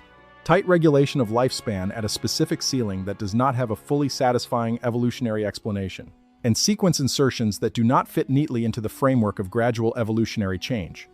The tablets describe all of it, written 4,000 years ago, by a civilization that said they got the information from beings who knew because they did the work. The global parallel that breaks the mythology argument. The standard defense of the mythology interpretation of Sumerian texts is that religious cultures regularly make similar claims. Every civilization has a creation story. Every civilization has a flood myth. Every civilization has gods who descended from the sky and interacted with humans. The universality of these narrative elements is evidence that they are psychologically generated, not historically real. The human mind produces certain categories of story, sky gods who create humans, Great floods that reset civilization. Underworld realms with multiple levels. These are archetypes, in the Jungian sense, universal products of human symbolic thought. That argument works up to a point, and then it collides with the specific technical details. Universal archetypes do not include accurate descriptions of the outer planets. Universal archetypes do not encode the precession of the equinoxes. Universal archetypes do not describe a management structure for humanity that includes a division of labor between two competing administrative factions, one favoring humanity's development and one favoring its containment, in terms precise enough to trace the consequences of that management dispute through the entire subsequent history of civilization. But the global parallel argument, properly understood, does not weaken the Sumerian record, it strengthens it. Because the parallel traditions are not just thematically similar. In their specific technical details, they converge on the same underlying data. The Vedic tradition of ancient India describes beings called the Devas and the Asuras. The Devas are heavenly beings associated with light. The Asuras are beings associated with the deep earth and originally described as formidable, but in later texts as adversarial. The division between the two groups, their conflict, their different relationships to the human world, maps with substantial precision to the Sumerian division between the Anunnaki of the heavens and the Anunnaki of the Kur. The Devas gift humans with knowledge and skill. The Asuras contest that gifting. Sound familiar? The Vedic texts describe the creation of humans as a combination of divine and material substance. They describe a specific event of genetic or spiritual modification that elevated humanity from a prior state. They describe 7 levels of existence, both cosmic and terrestrial. They describe a system of cycles, the yugas, the great ages, that map to long orbital periods in a way that several researchers have compared to the Sumerian Sar system. The Vedic Yuga cycle totals 432,000 years. The Sumerian Sar is 3,600 years. The relationship between these numbers, in Sumerian base 60 mathematics, is exact. The ancient Egyptian tradition, particularly the Hermetic texts that derive from the most archaic layers of Egyptian priestly knowledge, describes a being called Thoth, the twice great, who in some accounts is identified with the Sumerian Enki or his son Ningish-Zida. Thoth is the keeper of records, the one who taught humanity, writing and mathematics and astronomy, the one who preserved knowledge through catastrophe. The Hermetic texts describe a period, the Zep Tepi, the first time in which the gods walked on earth directly. A period of direct divine administration. A period that ended, and a period that the texts describe as having an established return point, the Zep Tepi, the first time. The Sumerian tablets use almost exactly the same phrase. The first time, the period of Anunnaki direct rule, the period before the flood. The Egyptian priestly tradition and the Sumerian priestly tradition both describe this period as real, as historical, and as bounded. It had a beginning, and it had an end, and it has an expected return. The Mayan long count calendar, which reached the end of a 5,125-year cycle in 2012, and prompted an enormous and largely silly cultural conversation about the end of the world, is actually a much more interesting document than the pop-apocalypse version of it suggests. The long count is a period within a larger cycle. The larger cycle is approximately 26,000 years in length. That number, 26,000, is a close approximation of the precessional cycle of the Earth's axis, the cycle that the Sumerians also tracked, and that takes approximately 25,920 years to complete. The Mayan calendar, like the Sumerian calendar, is calibrated to the Earth's axial precession. Both systems are tracking the same large cycle and subdividing it in ways that reflect different cultural mathematical traditions, arriving at the same underlying astronomical data. The Mayan tradition also describes beings who came from the sky, taught humanity, and withdrew. The plumed serpent, Quetzalcoatl, is described in Aztec and Toltec tradition as a historical being, not simply a symbol. He arrived, he taught, he left, he will return. The return point is associated with the completion of the large calendar cycle. The return of the sky teachers is associated with the completion of the precessional cycle. The same structure as the Sumerian Nibiru return associated with the Sar cycle moved to a different cultural framework, but describing the same type of event. The Norse tradition describes the Aesir, beings of the sky, in conflict with the Vanir, beings of the earth and sea. The conflict results in an exchange of hostages and an uneasy accommodation. The Aesir are not purely benevolent. Odin seeks knowledge compulsively, sacrifices himself for it, trades an eye for it. The relationship between the Aesir and humanity is one of use as much as care. Humans provide the Aesir with worship that sustains them. The Aesir provide humans with protection and sometimes with knowledge. The terms of exchange favor the Aesir, and Ragnarok, the Norse apocalyptic event, is not described as the end of existence. It is described as the end of the current arrangement and the beginning of a new one, a new arrangement following catastrophic transition, a return to direct presence after a period of withdrawal, surviving humans carrying specific knowledge. These are the elements of Ragnarok in the Norse tradition. They are also the elements of the Sumerian flood narrative. They are the elements of the Vedic Kali Yuga and Mahapralaya. They are the elements of the Egyptian Zep Tepi return. They are the elements of the Mayan calendar cycle. They are the elements of the Hopi prophecy tradition of the fourth world ending and the fifth world beginning. They are the elements of the Lakota tradition of the purification, the Zoroastrian tradition of the Frashokereti, the Tibetan tradition of the Shambhala prophecy. Every major ancient tradition on Earth describes the same structure, a period of direct divine presence. A withdrawal, a managed human world operating under proxy, a return event associated with a large astronomical cycle, and a reconfiguration of the human-divine arrangement following the return. The mainstream explanation for these parallels is that they reflect universal human psychological concerns about time, mortality, cosmic order, and the desire for a meaningful universe. That explanation is not wrong as applied to the psychological dimension of these traditions. Humans do have universal psychological concerns. Myths do reflect them. But the specific technical content, the astronomical accuracy, the mathematical precision, the physical descriptions of the Earth's structure, the genetic narratives, these do not come from universal psychology. They come from specific knowledge. And the source of that specific knowledge across every tradition that encodes it is the same. Beings who came from elsewhere, who interacted with early humanity, who taught specific things for specific reasons, who left, and who are expected to return. One tradition making that claim is mythology. Two traditions making it is cultural borrowing. 20 traditions from every continent on Earth making it, independently, with internally consistent technical specificity that modern science has, in multiple instances confirmed, is a different category of claim entirely. It is either the most impressive and most globally distributed coincidence in the history of human thought, or it is a report, the scholar they could not refute, so they dismissed. Zecharia Sitchin spent approximately 40 years of his life translating Sumerian and Akkadian texts and arguing, in 12 books and hundreds of lectures, that the Anunnaki were real beings from a real planet in our solar system and that the Sumerian texts describing them were historical records rather than mythology. He died in 2010 at the age of 90, having been dismissed, ridiculed, and ignored by mainstream academia for the entirety of his adult scholarly life. The dismissal was not based on his translations being wrong. His translations have been criticized on specific points, sometimes with merit, by Assyriologists who dispute particular word choices or grammatical interpretations. Those critiques are normal and appropriate academic discourse. What they do not add up to is a refutation of his core argument. Because the core argument is not about whether this specific word means exactly this specific thing.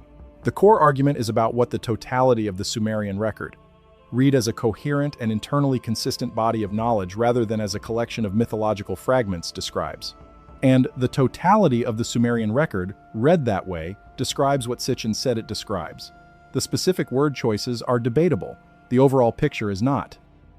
When you read the Sumerian texts and you find accurate descriptions of the outer planets, and accurate descriptions of the precession of the equinoxes, and a creation narrative that describes genetic modification, and an administrative structure that describes the management of a created population, and a series of specific technical claims about the Earth's structure and the solar system that modern science has in multiple instances confirmed.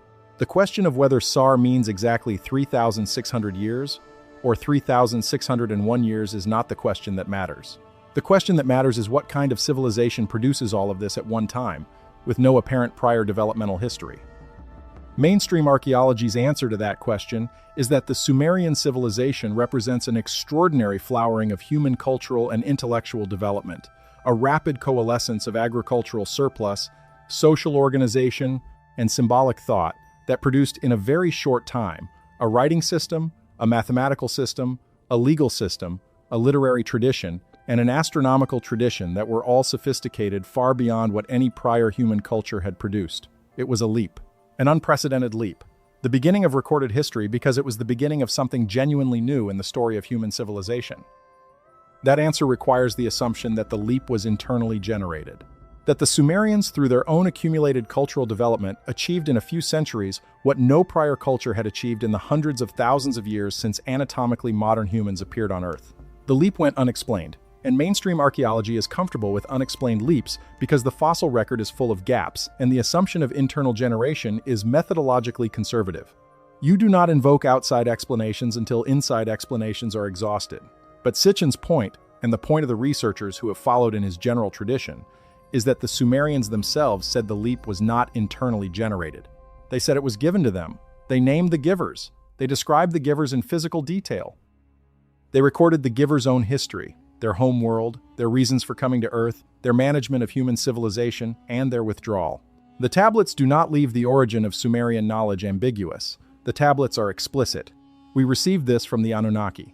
Mainstream archaeology's response to this is to say that, of course, the Sumerians attributed their knowledge to the gods. Every ancient civilization attributes its knowledge to divine sources. That is what religion does. The attribution to divine or supernatural sources is the mythological frame within which ancient peoples understood the world. Reading the Anunnaki as literal beings rather than as divine personifications of natural forces is a category error. It takes mythology literally when it should be understood metaphorically. That response is coherent, it is internally consistent, and it has a devastating problem, which is that the knowledge is real. The astronomical data encoded in the Sumerian texts is real astronomical data. The mathematical relationships are real mathematical relationships. The description of the Earth as a spherical, rotating body is a real description of a real thing. You can explain religious belief as metaphorical engagement with natural forces all you like, but you cannot explain accurate descriptions of Neptune through metaphorical engagement with natural forces. Neptune is not visible to the naked eye. It is not a personification of anything a Bronze Age human could have observed. It is a specific body at a specific location in the solar system, and the Sumerians described it at a time when no human being was supposed to have any knowledge of its existence. The metaphorical interpretation of Sumerian cosmology collapses on that point. It collapses on every point where the Sumerian texts contain specific, verifiable, scientifically confirmable knowledge that a Bronze Age civilization should not have had. The metaphorical interpretation works for the emotional and spiritual content of the texts. It does not work for the scientific content, and the scientific content is not separable from the rest. The tablets that describe the Anunnaki as creators of humanity are the same tablets that describe the outer planets. The same scribal tradition, the same institutional knowledge base. You cannot accept the astronomical accuracy and dismiss the cosmological narrative. They are not two separate bodies of text. They are one body of text, and if you take the astronomy seriously, you have to explain how it got there, and the text's own explanation is the Anunnaki. Sitchin was not a perfect scholar. He made mistakes. He overreached in places. His interpretations of specific texts have been challenged by people with better credentials in Sumerian philology than he had. All of that is true, and none of it is the point. The point is that the body of work he devoted his life to compiling, the evidence that the Sumerian texts contain real knowledge of the solar system and real descriptions of events in early human history that modern science has begun to confirm, has not been refuted. It has been dismissed, it has been ridiculed, it has been buried under the institutional authority of mainstream archaeology, but it has not been answered. The tablets are still there. The astronomical data is still there today. The genetic parallels are still there too. The parallel traditions from every other ancient civilization are still there. And the institutional response to all of it has been, consistently, and for over a century, to categorize it as mythology and proceed to the next topic. That categorization is a choice. It is a reasonable choice within a specific methodological framework, but the framework is not neutral. The framework was built in the 19th century by European scholars working within a Christian intellectual tradition that had specific prior commitments about the nature of human origins, the significance of the biblical narrative, and the kind of claim that could be taken seriously in an academic context. Those prior commitments shaped which translations were published, which interpretations were endorsed, and which questions were considered legitimate versus fringe. The questions themselves are legitimate. The data demands them. And the institutional reluctance to engage with them seriously is a data point of its own, as significant in its way as any tablet from Nippur, the planet that should not exist, and the orbit that should not be possible. In 2016, researchers at the California Institute of Technology, Konstantin Batygin and Michael Brown, published a paper in the Astronomical Journal arguing for the existence of an undiscovered large planet in the outer solar system. They called it Planet 9. They had not observed it directly. They inferred its existence from the gravitational perturbations it was causing in the orbits of trans-Neptunian objects, dwarf planets and minor bodies orbiting beyond Neptune, whose orbital paths showed clustering that could not be explained without the gravitational influence of a large unseen body. The predicted orbit of Planet 9, as calculated from the gravitational data, is a highly elliptical path that takes it far into the outer solar system for most of its cycle and brings it close to the inner solar system at its perihelion, its closest approach. The estimated mass of Planet 9 is several times Earth's mass. The estimated orbital period is between 10,000 and 20,000 years. The estimated distance from the Sun at its farthest point is several hundred times the Earth-Sun distance. The Sumerians described a body called Nibiru, with a highly elliptical orbit that takes it far from the inner solar system and brings it back on a cycle they measured as the SAR, 3,600 years. The mass they attributed to it and the distance from the Sun at its farthest point are not directly described in terms that can be precisely mapped to the Planet 9 estimates. The Sumerian SAR of 3,600 years is shorter than the Planet 9 estimate of 10,000 to 20,000 years, though it should be noted that the Planet 9 estimates have a very wide uncertainty range, and that the SAR, in some textual interpretations, may refer not to a single orbit but to a specific return to a particular orbital position. What is indisputably the case is that the Sumerians described a large, undiscovered body with a highly elliptical orbit in our solar system, 4,000 years before modern astronomers independently identified gravitational evidence for exactly that kind of body. And the Sumerian description did not come from observations of gravitational perturbations in trans-Neptunian objects. It came, the tablets say, from the Anunnaki, who inhabited that body and used its orbital approach to Earth as the timing mechanism for their visits. That description has an implication that deserves direct statement. If Nibiru is real, and the gravitational evidence from Planet 9 research suggests something is there, and if the Anunnaki were real beings who inhabited Nibiru and came to Earth during its inner solar system approaches, then the Anunnaki are periodic visitors. They come on a cycle. The SAR, or whatever the actual orbital period turns out to be when Planet 9 is directly observed, marks the window of their potential arrival. They do not live permanently in the Earth's vicinity. They live on a world that spends most of its time in the cold outer solar system, and they come to Earth, specifically to Earth, when their world's orbit brings them close enough for the journey to be feasible. The tablets describe this as what they did, repeatedly, over very long timescales. They came, they worked, they set things up, they returned to Nibiru, they came again, over tens of thousands of years of repetition. And then, at some point that the tablets place in the general period of the flood and the post-flood reorganization, the character of the visits changed. The large-scale presence, the mining operations, the direct administration pulled back. The proxy system of divine kingship took over. The withdrawal was gradual, and it tracked, at least roughly, with the distance of Nibiru in its orbit. When Nibiru is at its farthest, the Anunnaki are not coming.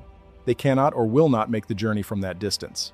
When Nibiru is at its nearest, in the inner solar system, the Anunnaki can come. And according to the tablets, they have consistently come during those windows. The events the tablets describe as associated with Nibiru's inner solar system approaches, the catastrophic period of the flood, the later period of civilizational upheaval around 1200 BCE, the great catastrophes that mark the transitions between major phases of ancient history, these may be the fingerprints of Nibiru's close approaches. The gravitational effects of a large body sweeping through the inner solar system would disturb orbital mechanics. They would potentially affect the Earth's climate. They would perturb asteroid belt bodies, increasing the probability of impact events. A large body doing what Planet 9 is predicted to do, making periodic sweeps through the inner solar system, would leave a geological and historical signature exactly like what the ancient record shows. The ancient record shows a series of catastrophic civilizational disruptions. The Bronze Age collapse around 1200 BCE destroyed virtually every major civilization in the Eastern Mediterranean simultaneously, a coordinated collapse that has never been satisfactorily explained by any single cause. Climate events. Earthquakes. The Sea Peoples, mysterious raiders of unknown origin. Civilizational internal collapse. All were contributing factors. None is sufficient alone. The combination is consistent with a period of elevated geophysical stress caused by the gravitational influence of a large passing body.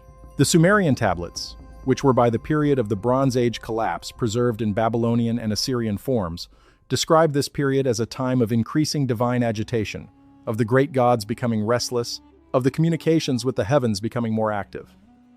The era Epos, dated to this period, describes the catastrophic events as being associated with divine action, with beings in the heavens taking specific actions that result in earthly devastation. In the context of a Nibiru approach, with its associated gravitational and potentially electromagnetic effects on Earth's geology and climate, the era Epos reads as a record of events occurring during a close approach of the home world of the beings who created and managed human civilization. The Planet 9 research is ongoing. No direct observation has been made. The gravitational inference is strong and accumulating, but it remains an inference. The scientific community is not claiming the discovery. It is claiming the evidence. The evidence is substantial enough that multiple independent research teams are now looking for the planet and refining the orbital models. When they find it, and the weight of evidence suggests they will, the Sumerian tablets will have predicted its existence by 4,000 years. Not metaphorically, not symbolically, specifically. A large body, highly elliptical orbit, periodic inner solar system approach associated with beings who used its orbital cycle as their travel schedule to Earth. The tablets will be right again, the same way they were right about the outer planets. The same way they were right about the Earth's rotation. The same way they were right about the precession of the equinoxes. The same way they were right about the location and timing of humanity's genetic origin. Right. Again. In ways that should not be possible if the knowledge came from Bronze Age human observation alone. And the question will still be there, as it has been for every previous confirmation. Where did they get this? Who told them? And why, in all the thousands of texts spanning all the thousands of years of Mesopotamian civilization, is the answer always the same: the Anunnaki. Those who from heaven to earth came? What this all means, right now. We have now gone through 8 specific descriptions of the earth embedded in Sumerian texts. We have traced each one from the tablets to its modern scientific parallel, and back to the question that the parallel forces, the question of how Bronze Age scribes knew what they knew, the question of what it means that they knew it, and the question, the hardest one, of what it means if the thing they knew that is most difficult to verify, the part about why we were made and what happens when the makers come back, is also true. Before we close this investigation, there is one more thing to address. One more element of the Sumerian record that does not fit comfortably into either the mythology category or the suppressed history category. It sits in a third space that is more personal than either of those. The Sumerian tablets, across their enormous span, do not describe humanity as a helpless or passive creature. They describe humanity as a creature in process. The original design, the minimum viable worker, was modified almost immediately. The tablets describe Enki and Ninhursag making multiple versions of the Lulu before arriving at the one that worked. Earlier versions are described as imperfect, as having characteristics that the Anunnaki adjusted away. The process of arriving at the final design was iterative. The tablets describe this with some detail. They describe attempts that produced beings with various deficiencies or unexpected tricks. They describe the adjustment process, and they describe the final version as, from the Anunnaki perspective, a success. But the tablets also describe something else. Something that appears in the background of multiple texts and in explicit form in a few. They describe the Lulu as having received, whether intentionally or inadvertently, something the Anunnaki did not plan to give them. Something that accumulated in the created species over time and that the Anunnaki did not fully anticipate. The tablets use multiple words for this accumulation. The word that appears most consistently is Namlu Galu, which translates as something like the quality of the great humans or the principle of human greatness. It is contrasted in the tablets with the Namlu Ulu, the quality of the primitive human, the original design. The Namlu Galu was not in the original design. The original design called for workers. The Namlu Galu is something that emerged in the workers over time. Enlil's consistent concern throughout the tablets, his repeated interventions to limit, restrict, confuse, and contain human development, is a response to the Namlu Galu. He does not want it to develop. He sees it as a departure from the original specification, as a malfunction that is making the product increasingly difficult to manage. His argument for the flood is not simply that humans are too numerous. It is that humans are accumulating too much of the Namlu Galu, getting too close to something that the Anunnaki want to remain exclusively theirs. Enki's counterargument, his repeated protection of specific humans, his gifting of the Mez to Inanna who carries them to humanity's cities, his warning to Ziusudra before the flood, is a response to the same quality. He sees the Namlugalu and wants it to develop. He sees in the created beings a potential that was not in the original specification but that has emerged anyway. And he considers that emergence worth protecting. The Namlugalu is not defined in the tablets in terms that translate easily. It involves creative intelligence. It involves the capacity for self-reflection. It involves what the tablets describe as the knowing of the heart, a phrase that shows up in multiple texts in association with wisdom traditions, with prophetic capacity, with the ability to see through the surface of things to what lies beneath. The Sumerians would have said it is what makes a human being more than a worker, what makes a human being capable of asking the questions we are asking tonight. Enki gave us that capacity, or at least protected it when it emerged. And the conflict between Enki and Enlil, the conflict that runs through the entire Sumerian record, is in some sense the conflict between two different visions of what we are. Whether we are products to be maintained at spec and returned to their design purpose when the makers come back, or whether we are something that outgrew our original design in a way that changes the terms of the original arrangement. That is the question the most disturbing description in the Sumerian record raises. Not just whether the Anunnaki are coming back, but whether if they come back, the humanity they meet will be the same humanity they left. Whether 6,000 years of developing that quality Enki tried to protect, that quality of knowing the heart, of asking what lies beneath, of accumulating knowledge beyond the original specification, has changed what we are enough to change what happens when the original operators of the system return to resume their administration. The tablets cannot answer that. They were written before the question could be fully formed. They were written by people who were inside the system, maintaining it, not by people who were standing outside it trying to understand its design. We are in a different position. We have the tablets. We have the data. We have the scientific confirmations accumulating in one field after another, each one quietly validating what the Sumerians wrote, while the institutions processing the validation file it under categories that prevent the full picture from being assembled. The full picture is this. The Earth was shaped. Its interior was structured. Its surface was divided into administrative zones. Its population was created, for a purpose, by beings who have not permanently gone.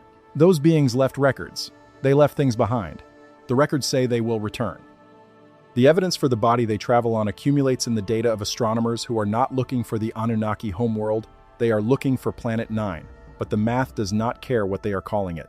And somewhere in the million unread tablets sitting in museum archives, in the specific texts that were deemed inappropriate for public translation in 1875 and that have been sitting in vaults ever since, there may be more specifics, more timing, more description of what the return will look like and what it will mean for the population that has been developing without authorized supervision for 6,000 years since the flood reset. That is what the Sumerians left us.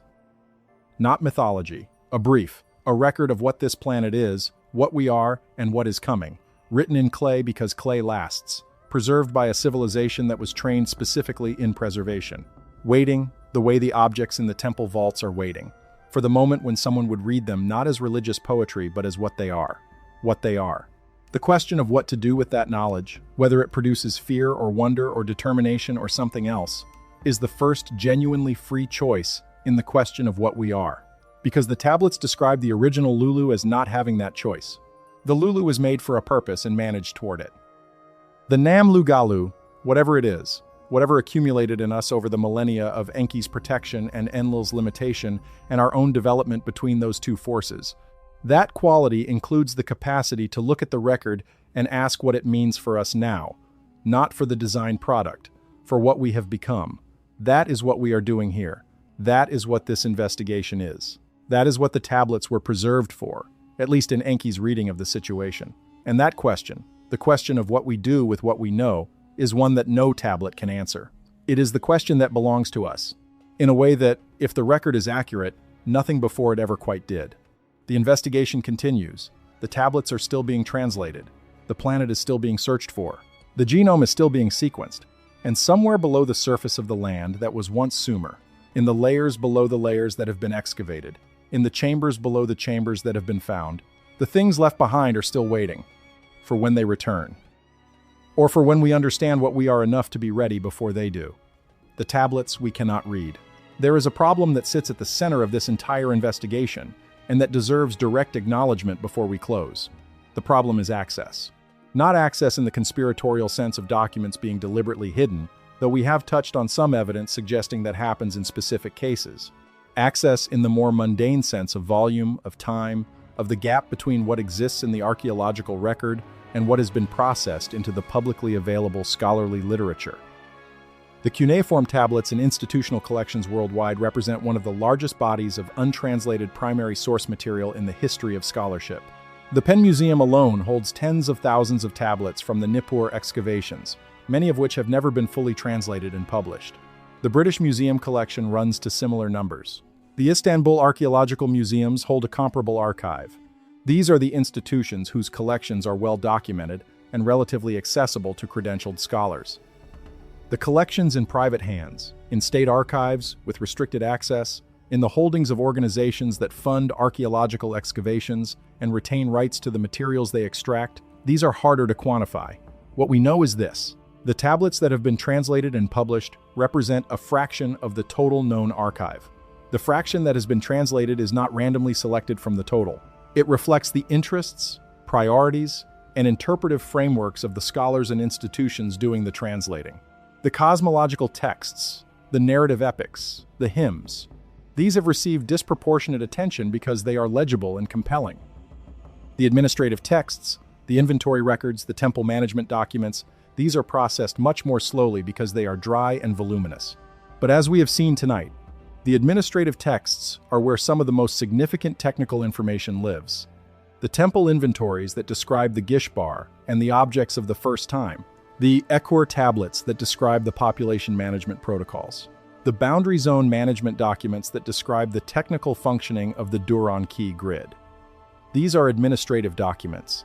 They are not presented as significant theological or mythological texts. They are presented as the mundane paperwork of temple institutions, and they have been translated and published much more slowly than the dramatic narrative texts that attract scholarly attention and museum grants. The administrative texts that would give us the clearest technical picture of what the Anunnaki actually did, how they administered the earth, what systems they put in place, what they left behind, are the texts that are least likely to have been fully processed. They sit in the archives in their tens of thousands, described in catalog entries that note their content without translating it, waiting for the resources and the interests that would bring them into the public record. The resources are limited. The interest, in mainstream academic terms, is shaped by the interpretive framework, and the interpretive framework does not generate the questions that would make the administrative texts most interesting. If you know before you start that the Anunnaki are mythological and that the temple institutions are religious rather than administrative technical, the inventory records that describe the objects of the first time are not particularly compelling. They are cult object lists. They go in the catalog with a brief description and a translation priority of low. If you approach the same records with the interpretive framework that the Anunnaki were real, and the temple institutions were the residual maintenance infrastructure of their operations on Earth, the inventory records become urgently significant. They become the specific, actionable description of what was left behind and where and in what condition. They become the most important documents in the archive. The interpretive framework determines what gets translated. What gets translated determines what we know. What we know determines the interpretive framework. It is a closed loop. And the only thing that breaks a closed loop is a question that the framework cannot process. A question that forces the framework open. The 8 descriptions we have examined tonight are that kind of question. If you have made it to the end of this investigation, you are exactly the kind of person this channel exists for. The kind of person who does not accept the summary when the primary source is available. The kind of person who asks what the text actually says before asking what we are supposed to think it means.